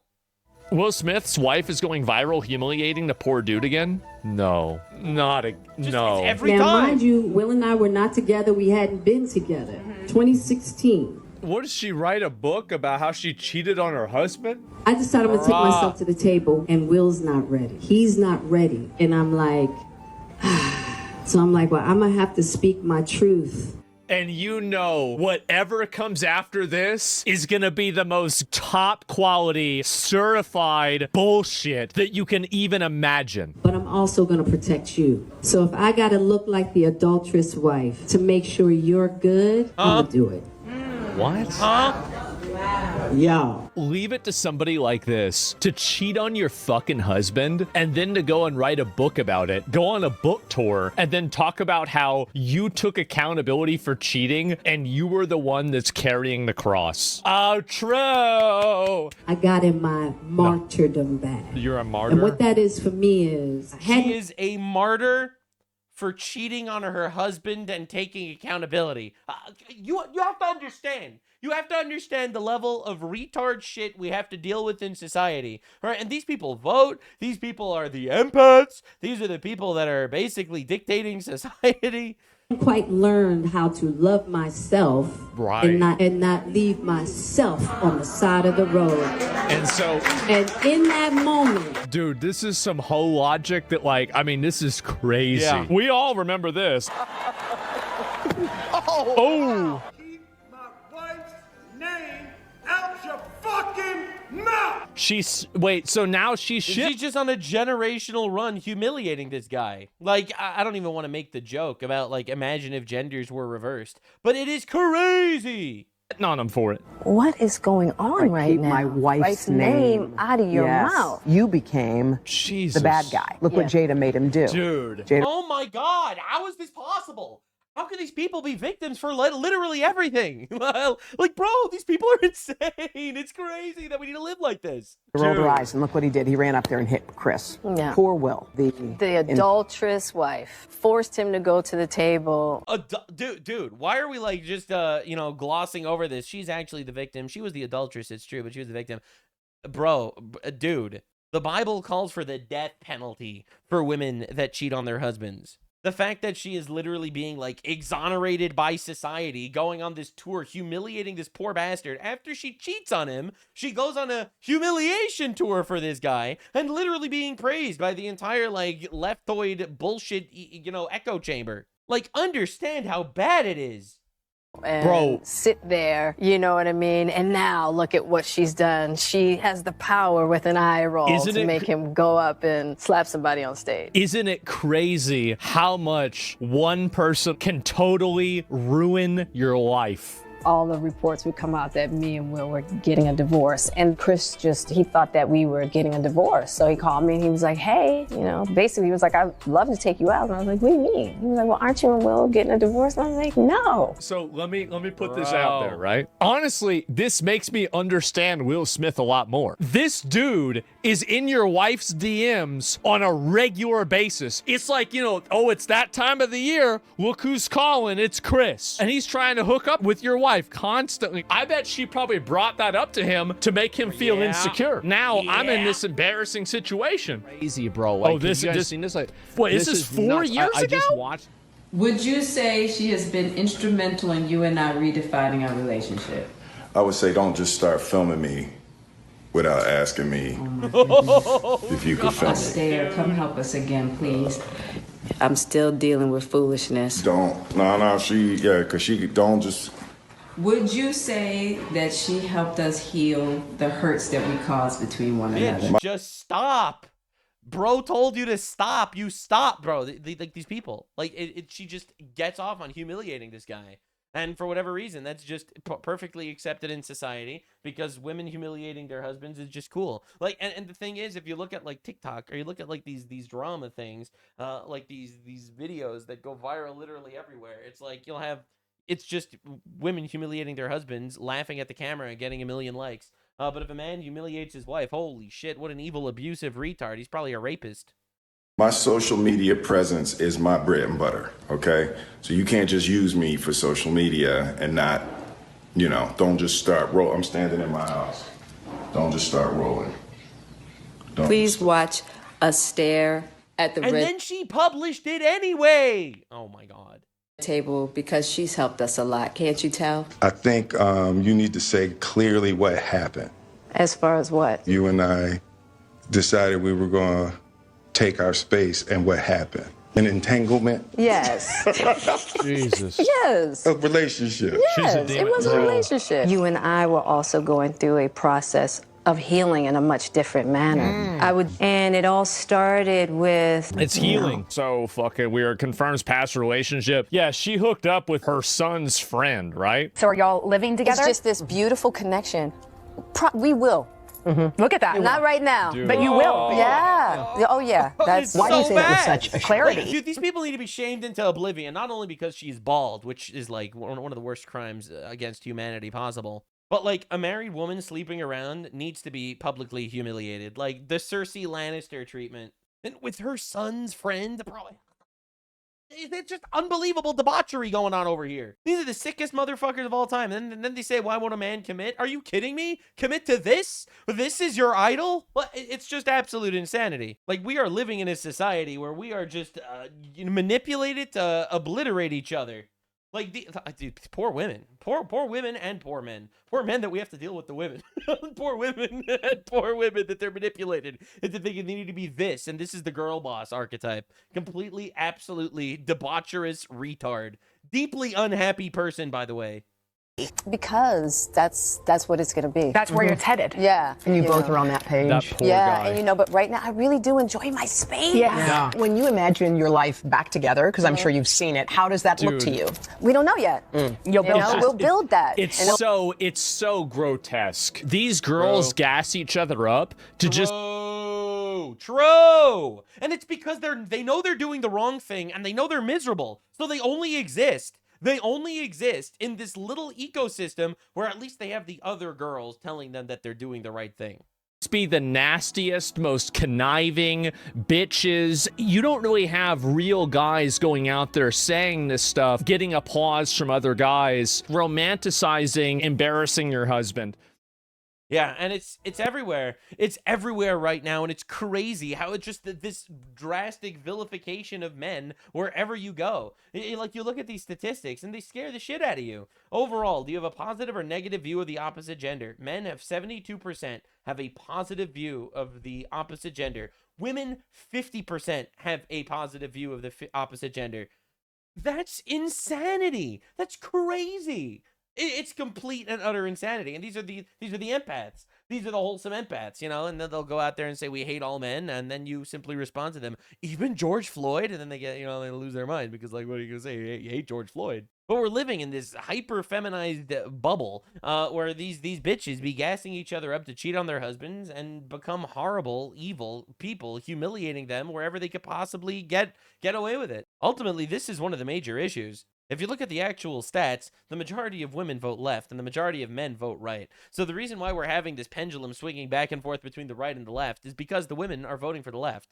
So the left needs to keep the women voting for the left. So obviously the establishment and the left in general, who owns like the broader media space, you know, Hollywood, the media space, the college systems, they need to continue pumping this unbelievable level of propaganda to manipulate women. And it's just absolutely heartbreaking. And, you know, they do their absolute best to prevent women from getting married, to prevent women from actually getting into a relationship, to tell them they should become the girl boss and to humiliate their husbands, which obviously drives men away as well. You know, tell them to become hoes and skanks and sleep around with literally everybody, and it's empowering. And I'll be real here, men don't want to marry hoes and skanks. Men actually appreciate and value virtue.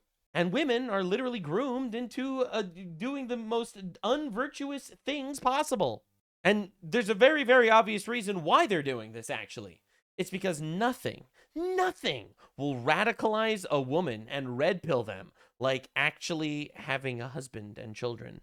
A woman with a loving husband actually doesn't think all men are bad all of a sudden. A woman with a loving husband all of a sudden thinks that, wait a second, it's really nice that he has a gun that he can protect our household. A woman that has a husband all of a sudden doesn't actually necessarily want infinite socialism and paying higher taxes. A woman that has children does not want to open the borders to sex traffickers and rapists.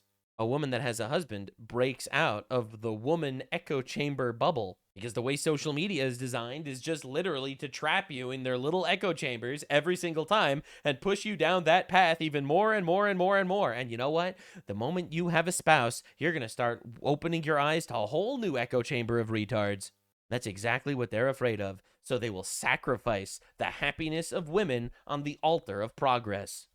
And man, dude, these women are getting away with everything these days. They real comfortable doing some unbelievable stuff. So this is one of the wildest videos ever posted in the history of the world. New Saikuno victim comes forward saying he finished inside her without protection. All right, so for those of you unaware, Saikuno is this massive streamer guy. He was like this male feminist simp dude, always saying like, oh man, I respect women so much. Anyway, turns out he slept with all of them, while seemingly he had a girlfriend. So not the nicest of dudes. So of course, all these women that want to clout chase, they all jump out, and every single one that ever slept with this guy jumps out with their own story how they're secretly a rape victim now. Right, so this is one of the wildest ones ever. New Saikuno victim comes out saying he finished inside her without protection, and she does this gigantic soliloquy talking about how obviously traumatic it is that that she was seemingly raped by this guy, even though it was consensual. All right, from what I understand, look at the community note. It was consensual intercourse between two consenting adults. She gave him verbal consent. This was not assault. Oh my God, that's brutal. That's absolutely brutal community note. Like, imagine doing this 12-minute long crybaby game, screaming and yelling about how you're a victim and victim of victim, but in your actual story, you admit there was consent. It's like, sorry, bitch. Everything was consensual until 3 years later where you realized you can get clout and now you regret it, so therefore retroactively was rape. And the only reason why you're comfortable making this allegation is because you know you're going to get away with it, right? This clip got 19 million views. You know you're going to get away with this because unfortunately in this hyper-feminized society, there really isn't consequences to women. This screenshot will haunt me to the end of my days. This is a woman with a knife stabbing a 3-year-old boy that she kidnapped, getting shot by a cop. And this woman also committed burglary and arson and robbery and attempted murder a year ago, but the judge ruled, hey, we could let her out again. And here she is again a year later. You know, and it's honestly insane. So apparently there were some crazy updates on this entire Saikuno situation. All right, this is Saikuno over here, the big streamer guy who made believe he was like a simp male feminist guy, respects women. Turns out he literally slept with every single woman ever because obviously he's a male with a penis that worked. And apparently he had a girlfriend who, in my opinion, and this I'm the only one that says this, in my opinion, she knew he was sleeping around because, like, let's be real, this dude is cuddling with women on stream all the time and you don't think he's sleeping with them? Like, you have to be fucking retarded. It's all of them. They're all like this. This is the least surprising news of all time. Well, anyway, more and more people keep coming out to call him a rapist and a pedophile, or not a pedophile, rather, but just like a rapist and a predator with zero evidence. And they're all going to get away with all of this garbage. Massive day for the unemployed. The Saikuno files are getting worse. Yeah, and the truth is, bro's career is cooked because he tried to get away with his entire career being like the nice guy that respects women, and then all these women accuse him of shit. Right? The libtard audience will eat you alive. Right? You know, you live by the woke and you die by the woke. That's just how it works, man. New Saikuno victim comes forward saying he finished inside her without protection in Evo Las Vegas hotel room. What the actual f did you just say to me right now? We got Pokemon with some more shit over here. Valkyrie chimed in. We can just get it over with, okay? This Chinese streamer mocked Saikuno's old photo and then he got bullied. We also got direct callouts from XQC onto Pokemon and vice versa. Bro, all the retards, the retards are fighting. Amazing. First, let's talk about the elephant in the room. I went to Evo Las Vegas alone. But I wasn't alone. What is up, guys? It's Saikuno here. But I didn't know that he had other intentions. You're sharing a hotel room. This is like unbelievable. Like, these women are actual babies. I shared a hotel room with this guy and we cuddled. I didn't expect to actually have sex. Like, where are the dads in these women's lives? No dad would let this happen. Like, I'm just being honest for half a second. All right, this is dadless syndrome. All right, we're living in a society where the divorce rate is high because colleges taught women that actually they should divorce their husbands. It'll make them happier, and then they're all miserable and alone. Then their daughters become hoes. So interesting how that keeps happening. Like, let's be real here. This bitch had a dad-shaped hole in her heart, and she wanted to fill that hole with a little bit of streamer penis. I'm sorry, man. That's what happened. Like, this is unbelievable. Room with a guy. What do you think he's there for? To play Riga Legends with you? I've only ever slept with 3 people. So you a hoe? Okay. Well, not like a professional hoe, but a moderate one. For now. You dirty, dirty dog, Saikuno. All right, moving on. It was very new to me. I've never had a one-night stand or anything like that. She's talking about like she's a victim. She literally agreed to share a hotel room with this dude where they're cuddling and shit. And she's like, and then I consented to having sex with him. Hey, bitch. Get on topic. Nobody cares about your sex life. We care about Saikuno. I asked him, I'm like, is this normal for you? Like, do you sleep around a lot? And he said, no, I just... He was being around the bush the whole time. I gotta put a stop to this guy. He's still doing his on-stream persona. He does the e-boy shit. I'm a feminist. I just respect women so much. I don't even touch them. Anyway, let's have sex now. Probably closing his mouth and laughing at everything. I'm not used to one-night stands or anything like that. But We were not using protection, and I'm legally hard of hearing. If you guys... God. I can't believe Saikudo would rape a deaf girl like that. That's great. That was a joke. Don't know already. But in the heat of the moment, he asked me if it was safe, and I didn't hear him. But I just said, mm-hmm. This is literally the most consensual sex of all time outside of marriage. Again, I don't think that people should be having sex outside of marriage. Call me a prude, but I think you should get married and then have a family. I think it's simple as that, and you wouldn't even get into any of these issues. In fact, want to know something hilarious? This is going to be controversial. A lot of people hate when I do this, but I'm going to say it anyway. It turns out that the biblical lifestyle, not only is it what God wants, but it's also literally the best lifestyle. You would not have any of these issues, actually. And he finished inside of me, and then... I love, like, the level of detail here. Is like, and he was like, excuse me, can I release globs of cum inside you? And she was like, I didn't really hear what I said. But then I said, mm-hmm. And then he glorped all over the place. Like, yeah, thank you. We got it. All right, what is this story? And that was it. Are we still doing the I'm a victim for having consensual that I regret thing in 2026? Caleb Hamburger, my god. The streamer Leia described willingly sharing Saikuno's Evo hotel room, given him oral sex first night and assuming, when he asked to finish inside her during consensual the next day. She did not say stop and later expressed regret. Regret after consensual is still valid emotional experience. Mocking it doesn't make the point stronger. Oh my fucking god, dude, these people are insane. Like there are a lot of just like absolutely insane people out there that we need to deal with. We need to share society with these people for some reason. Like, these people could vote, but I had a strong emotional response, so therefore we should lock this guy up for being a rapist when I consented at the time. It's are we being serious here for a second? Like these aren't serious people. These people shouldn't have the right to vote. I'm just being honest. An emotion doesn't mean the person you had consensual with was in the wrong. Now he technically was wrong because he was cheating, but that was the only reason. Deal with your emotions, talk to someone, but therapy talk is not an excuse to destroy a person's life. Just like, completely correct. For sure, cheating is inexcusable and Saikuno's a scumbag, but he's not like a predatory evil rapist. XQC says Saikuno is the only victim. Not only has the world gaslit each other that this is a potential victim, whatever, people are piggybacking this shit, or the main story as there's a potential victims, whatever, when the only victim I've seen of all this is Saikuno. You realize people can be... He's just right. Like, where's the lie? I'm sorry, I don't want to be rude.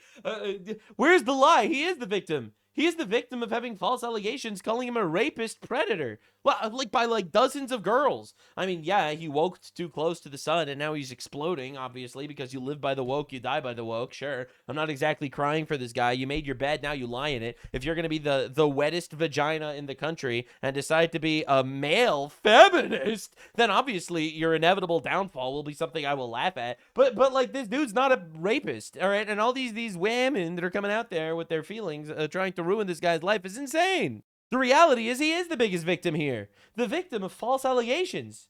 Victims of cheating, right? Well, what does that even mean, the victims of cheating? like the girlfriend? But that's not the person that posted this video. That's not any of these people. All right, we didn't even hear from the girlfriend yet. I didn't even, or I don't know if we ever will. I have a sneaking suspicion she knew that this was all going on. She just didn't want to let go because he was like some famous streamer guy and he was rich and buying her shit. All right, I don't know the story, and I'm not running defense for Saikuno here or anything. I think that Saikuno's probably a scumbag regardless, but not a predator.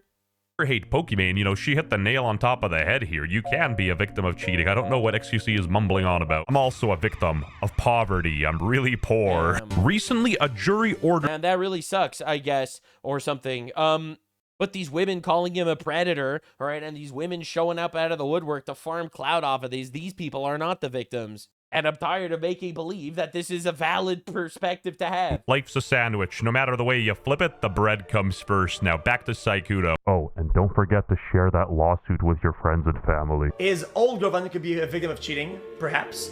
No, she straight up is a victim. You're allowed to speak in absolutes. Bro is being milked, right?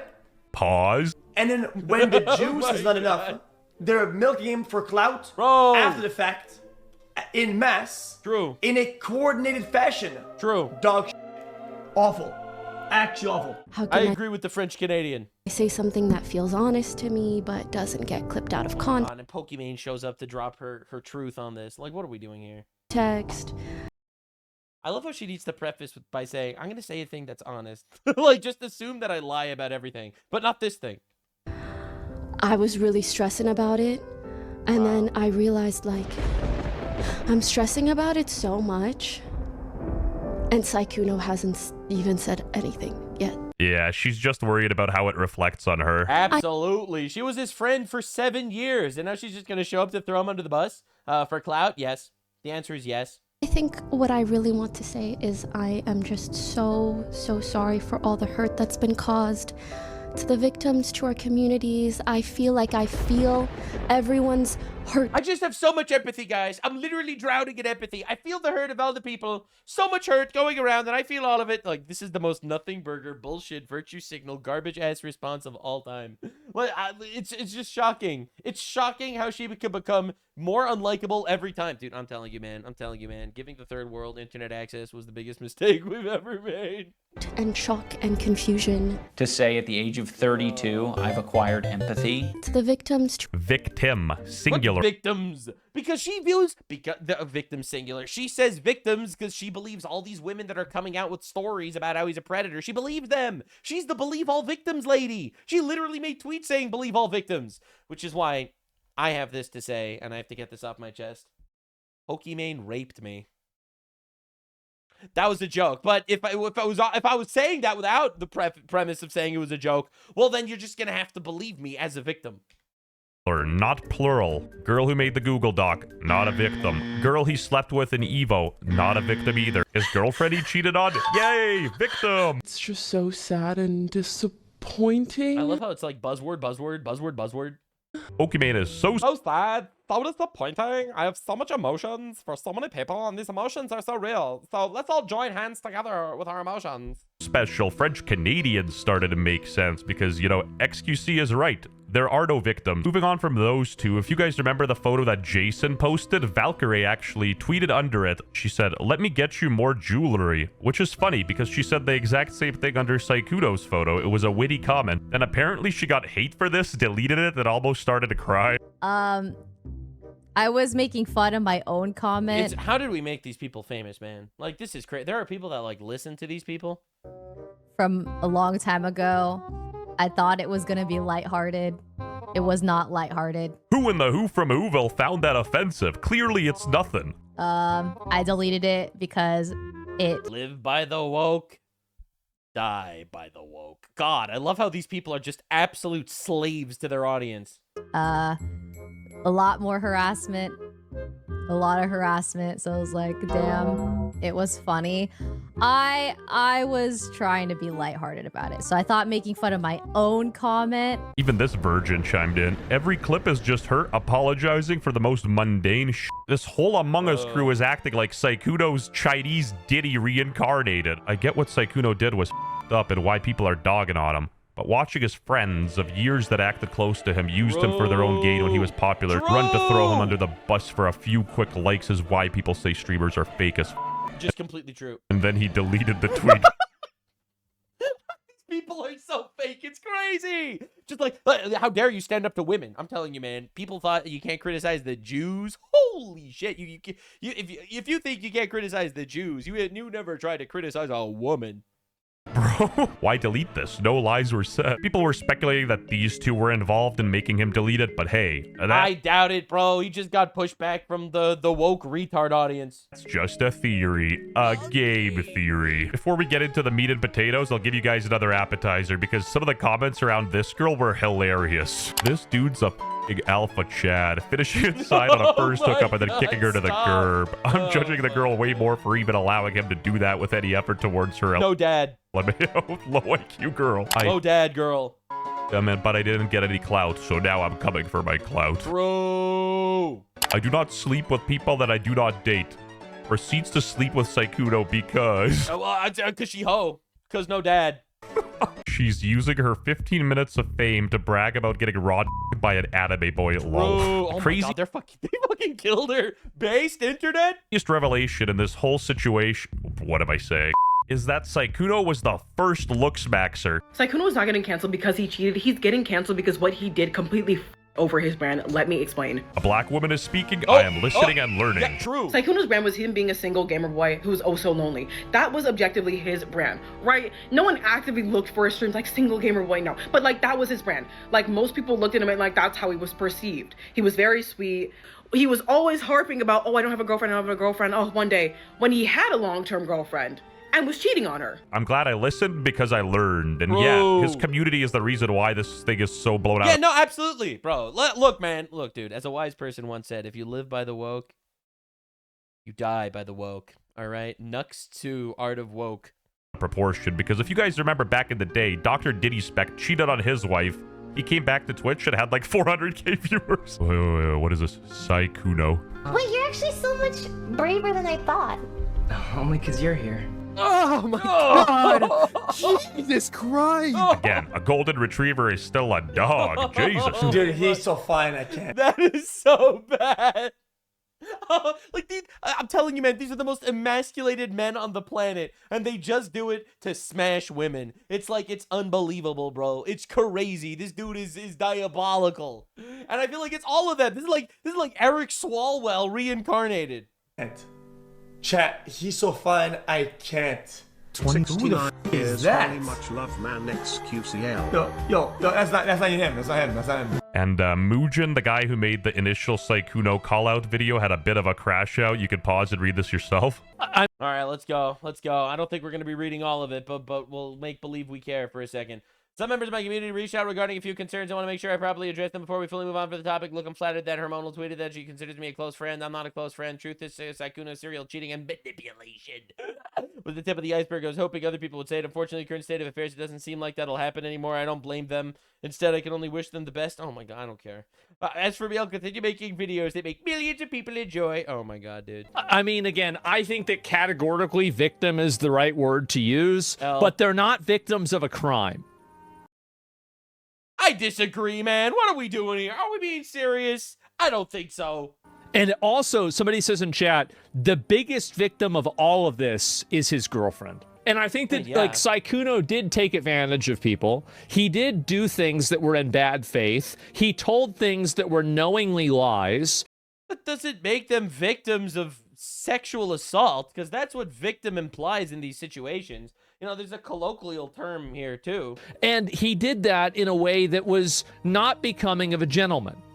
Yeah, I agree. He was a scumbag piece of shit sleeping around e-boy retard. Sure. But, like, come on, and dude. If you want to say that people are victims of that, then I think that's valid. I'm doing the forbidden thing of disagreeing with Asmongold, but most of the people DM'd him first. You know what I mean? If I beg Epstein to go on his island and something happens, am I the victim here? It's like the girl who went into his hotel. What did you expect? He wasn't gonna make a move? You think he likes your personality? I'm an Asian girl. I love K-pop, boba, I love Animal Crossing. People say streamers are fake as fuck. If you want to talk about fake, brother, Sykkuno faked his entire personality. Let alone faked a 5-year relationship, and none of his close friends knew about this 5-year relationship. Yeah, I don't believe that for a second. I think they all for sure knew about it. The biggest thing to me is that all these streamers are practically on the same page. They're just arguing over some bullshit. Like the most trivial stuff. Sykkuno is an asshole for cheating, but he's not a predator. XQC thinks that people are dogpiling all over Sykkuno. Pokemon's here believing all victims. Valkyrie is just depressed and straight up reaching for the bottle. And your boy is here covering all this trash because I should have listened harder in school. If you want to support the channel further, become a channel member. Our private Discord is growing and we even got some... Yeah, love that. Anyway, so again, it's just more allegations, more lies. It's the degenerate lifestyle destroying more people. Bro woke too close to the sun and he is exploding. And that doesn't mean we shouldn't be shaming these women that are slandering him into oblivion. You know, I used to think that calling hoes was like an insult, but I changed my tune. I think calling hoes is a public service. And I've had someone tell me, but what if they feel ashamed? Good! They shouldn't be hoes. Skill issue. Use the untold forbidden field jutsu of closing your legs. A victim of no dad. I'm tired of this, like, infinite pandering that everyone needs to do to make sure that we don't step on each other's feelings and toes in order to enable more hoeing. Public service. We should be humiliating hoes. It's not good for them. It's not good for society. It's not good for literally anything. So yeah, they should feel bad about it. And I'm here to help. False allegations are incredibly serious, and they need to be taken as something incredibly serious. Leviticus states, "Thou shalt not spread slander among thy people." It is obviously a really important tenet of life. However, because thank God we have freedom of speech in America, don't get me wrong, people get away with that constantly, and it's life-destroying. I have so much slander used against me just because I'm a public figure, especially because I'm a conservative guy. And while the majority of false allegations these days do get flung around by women, it's the ultimate fucking kryptonite that you could get slapped with, and there's no consequences even if they're proven as liars for the most part. They just do be getting away with it. Well, I feel like it's important to note it's not only women that do the false allegation game, all right? Because this is one of the worst false allegation situations to ever happen. So this is a streamer named, well, not this guy. This is Decoy. He's a nice guy. But there's a streamer named Vitaly, all right? This is a guy, big popular streamer guy, who went to jail recently in the Philippines for harassing people in public there. He came to America to do this pedo catcher thing where he would, like, you know, set up these sting operations to catch pedophiles. You know, that seems like pretty good. But apparently, he literally caught the wrong guy. He put his face on blast and blasted him in front of his audience on a live stream, calling him a pedophile and stuff, and he was just wrong, which is absolutely unforgivable. This dude should be removed from public life. I try to be very fair and unbiased. I don't do things to push agendas in general. You think just because I call out women on their bullshit, I don't call men out on their bullshit? Men and women are inherently different creatures. Women are cowards in regards to their false allegations. They'll do it behind a computer screen. Men are retards, all right? They'll also beat the shit out of the guy that they're falsely accusing. Gender equality, everyone gets shit, and I do deep dives on everything these days. So lock in. Let's see what's going on. This is insane. Vitaly's live streams went from getting him 9 months in Filipino prison to possibly receiving a $1 million lawsuit, all over his desperate attempts at internet clout, as he live streamed his hunting of predators until he accused an Dude, I'm innocent— telling you, man, this hunting predator thing just basically became like a right-wing virtue signal. So many of these people just do it for the clout, and they literally don't care. Now, some people do a really good job and coordinate with law enforcement, and some people just see it as good content and some sort of moral excuse to beat the shit out of people. I think Vitaly falls into the latter category, and he really fucks it up for everyone that's actually just trying to clean these retards off the street. man. We should do this in England and have a dog. Where did she? I swear to God, she never told me. Wait, she was really? 16. I swear. Oh shit! My bad, bro. You're good. You're good. No, I swear. My bad, you're good after calling him a pedophile on his stream? Oh my fucking God, dude. Holy shit. Sorry, bro. Wrong person. Maybe it's a misunderstanding. Wait, no, dude, listen. Wrong person? Dude, this is life destroying. What are we doing here? In 18, I swear to God. Let me read this real quick. Wait. What? Hold on. Let me read. Yo, one at a time. One at a time. Let me just show you, okay? So you guys know that, you know, I'm not playing or anything like that. Yo, can you read the whole evidence? Come on. He said, LOL, you can tell me. Fuck, okay, I want to be totally honest before everything. I lied on there. I'm 16. Wait. Don't make it weird. Don't make it weird, Wait, please. I'm calling the cops right now. You said, I'm calling the cops. You said, oh. That's not me. Look, why are you shaking? I'm a cop. Why are you shaking? Says a guy and his whole crew that shows up and threatens this guy physically in front of his gigantic live stream, calling him a pedophile. Why are you shaking, bro? That's not my account. Hey, buddy. You pulled up. That's all your account? You just thought we didn't have Guess to what? on You pulled Snapchat, up. buddy. Guess what? No, wait. We read the right evidence. Guess what? Hello. Guess what? Can you guys come to my location? Yeah. Can you guys come to my location right now? Don't look at me, man. I'll you up, bro. I'm not trying to fight this. Literally threatening him too. Oh my God, it's so bad. Which should be noted that this wouldn't be the first time they've threatened violence on these guys. I mean, yeah, but usually they're pedophiles, so it's like we don't care. Sorry to be blunt, but usually they're actually threatening violence on pedophiles. So whatever. I'm not like a big fan of vigilante justice in general. I wish that pedophiles would get executed by the state. Oh, why are we paying taxes? I'm paying taxes, and my taxes are going to fucking Somalia. Please, I'd be much happier if I was paying taxes, and my taxes were going towards the incredibly ethical system of executing pedophiles. But hey, no system's perfect. had randoms run in and actually do it, or they just mysteriously got knocked down off screen. But absolutely nobody is gonna defend a predator, so this sort of thing seems to be a staple of his streams. What do you mean? So she got the guys? Stop. What do you mean by wrong text messages? Okay, just explain. Okay, look. Well, yeah, let me hear your side of the story. Everybody gets to speak. Okay, yeah, Go yeah. ahead. So, okay. Oh, what a nice guy. Not that he called the cops. But Gabe, I asked you, bro. Please. Okay. So, I mean, I'm gonna just show you everything one by one, okay? But you are Indian, so you are smart, so you probably cheated the system. No, but for Indian... You're Indian, so you're smart. Again, in the middle of me talking, bro, I asked you guys. Holy just perfectly, like, I was getting a perfect farm clip, and then somebody had to... Okay, hello, how are you? Okay, let's go. Proving this isn't about protecting kids or providing vigilante justice. Of course not. This is just about the clips. See, that's what I told you. There's just... It's a virtue signal for these guys. About clout and forming clips so he can achieve virality. Explain it to the cops. Yes. Where's the cops? Right here, the suspect. Here we go. The mustache is crazy. Hello. What's up?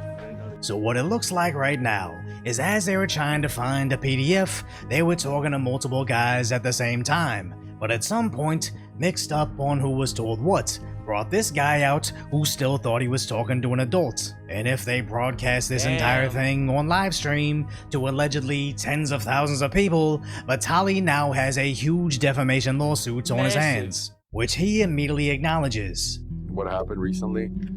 I think we should take a break, go to Miami.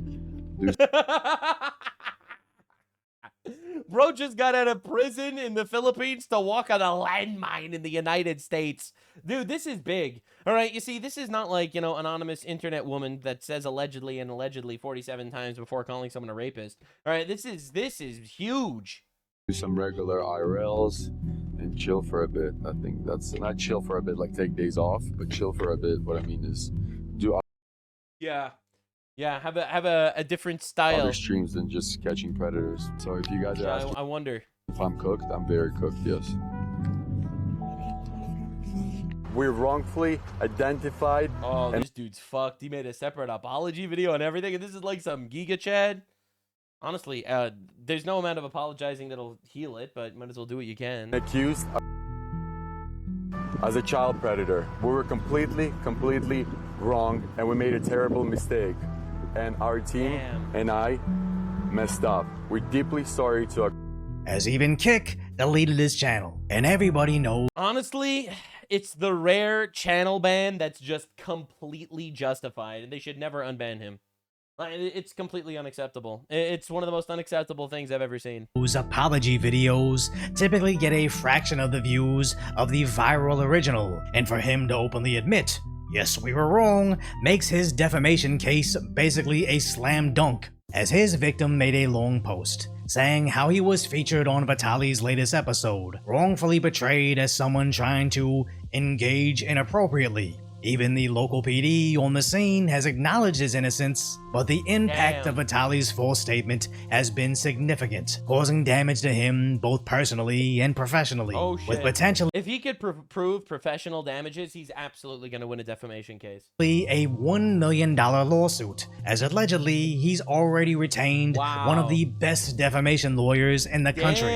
With rumors, it's Johnny Depp's Amber Heard attorney, with other claims saying they're also suing the live stream platform. Okay, that's bullshit. It's not Kick's fault. Kick. And that's where this really gets interesting. Filing a $1 million lawsuit means nothing if the defendant is fresh out of prison, broke and unemployed. I know Kick pays a lot. That's why we need to reinstitute forced labor, man. I keep saying it. But I can't check his live stream stats as his channel has been banned, so maybe he's rich, maybe he's not. But that doesn't matter when the lawyer will target where the real money's at, the live stream platform supported by gambling money. Yeah, there's no way he's winning a defamation lawsuit against the platform. It's like a platform can't police every statement made by every single person on the platform. All right, especially because the platform is protected by whatever the number of the code is that basically says that the platform is not an owner of the content. It's a distributor of the content, which is why if I post something that's copyright, right? If I If I leak the new Avatar The Last Airbender movie on my YouTube channel, right, I could get sued by Nickelodeon, the feet people, but YouTube can't. It's not YouTube's fault that I leaked it on my YouTube channel. It's my fault. Like, you go onto YouTube and look up Family Guy clips, and you're going to see infinite Family Guy clips. Now, the truth of the matter is, technically, that's copyright infringement, but YouTube is not getting sued by Adult Swim. Yeah, that's not going anywhere. As another live streamer has come forward saying Vitali's stream has caused him to be targeted too. I didn't even want to go take you there. I just want to talk to you in the car first. I'm assuming your name is Asian Andy.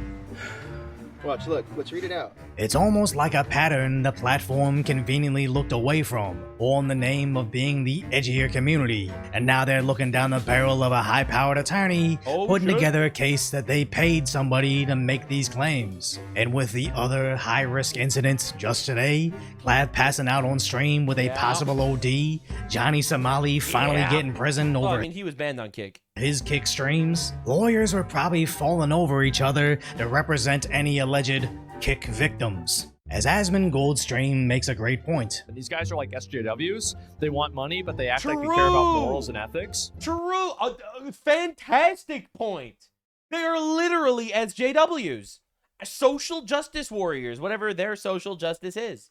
They don't actually care about the actual ethics and morals. They just use ethics and morals as their excuse to beat the shit out of these people. What's really funny, you're totally right. You're absolutely right. These people are just like SJWs. Yeah, true. They are just like social justice warriors. They're just like virtue signalers, etc. They act like they care about these little girls. They act like they care about doing these things. But what they're really after is content. What they're really after is clout.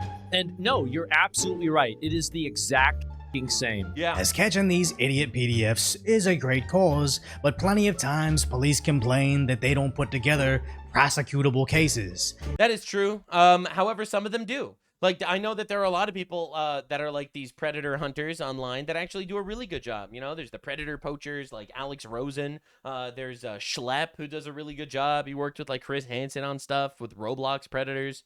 GDon apparently is like another one of those really big pred catcher channels that he works with the cops and he actually gets people arrested and convicted. Like, a lot of people do it the right way. Issue is, it became a big market and now a lot of people just do it for the clout and they don't actually give a shit about the result. They don't care about the prosecutions. They don't care about the process. They just care about the money and the fame.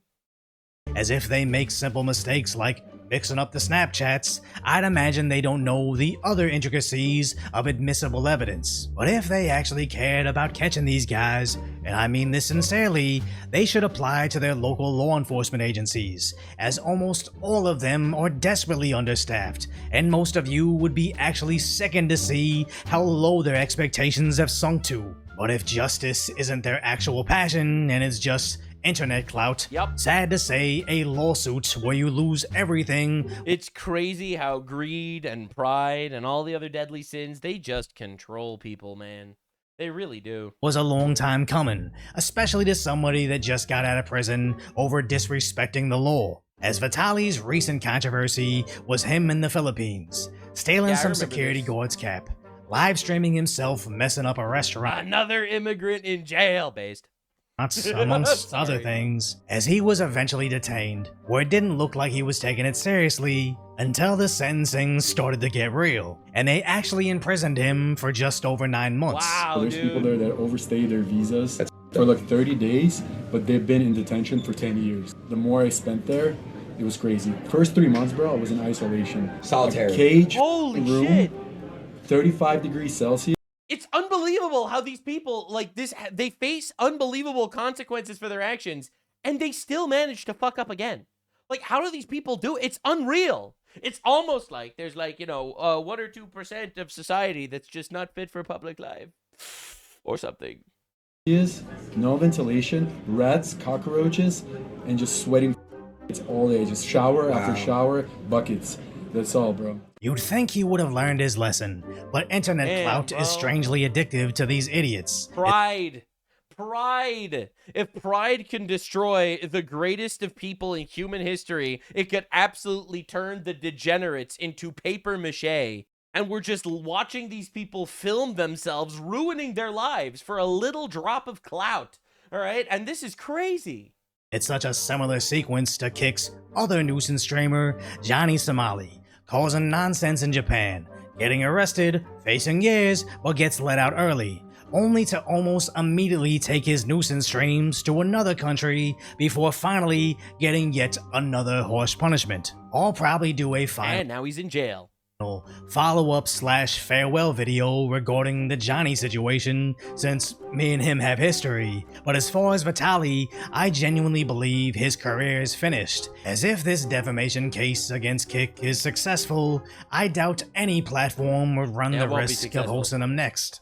They'd beat him in a defamation case, but there's no way they're going to win a defamation case against Kick. Like, you can't sue a platform for someone on the platform doing shit like that. I mean, maybe I'm wrong. Who knows? I could be wrong. Obviously, it'll be interesting to see where this goes. But the truth of the matter is, false allegations are life-destroying, life-ruining, and they're evil. They are satanic. And basically, all of media, it revolves around this entire system predicated on false allegations. That's why it's so nice to see Trump suing the BBC, because they said that he, incited a violent insurrection. It's nice to see that he sued ABC because ABC called him a convicted rapist, when that's a lie. People absolutely need to be held accountable for slander.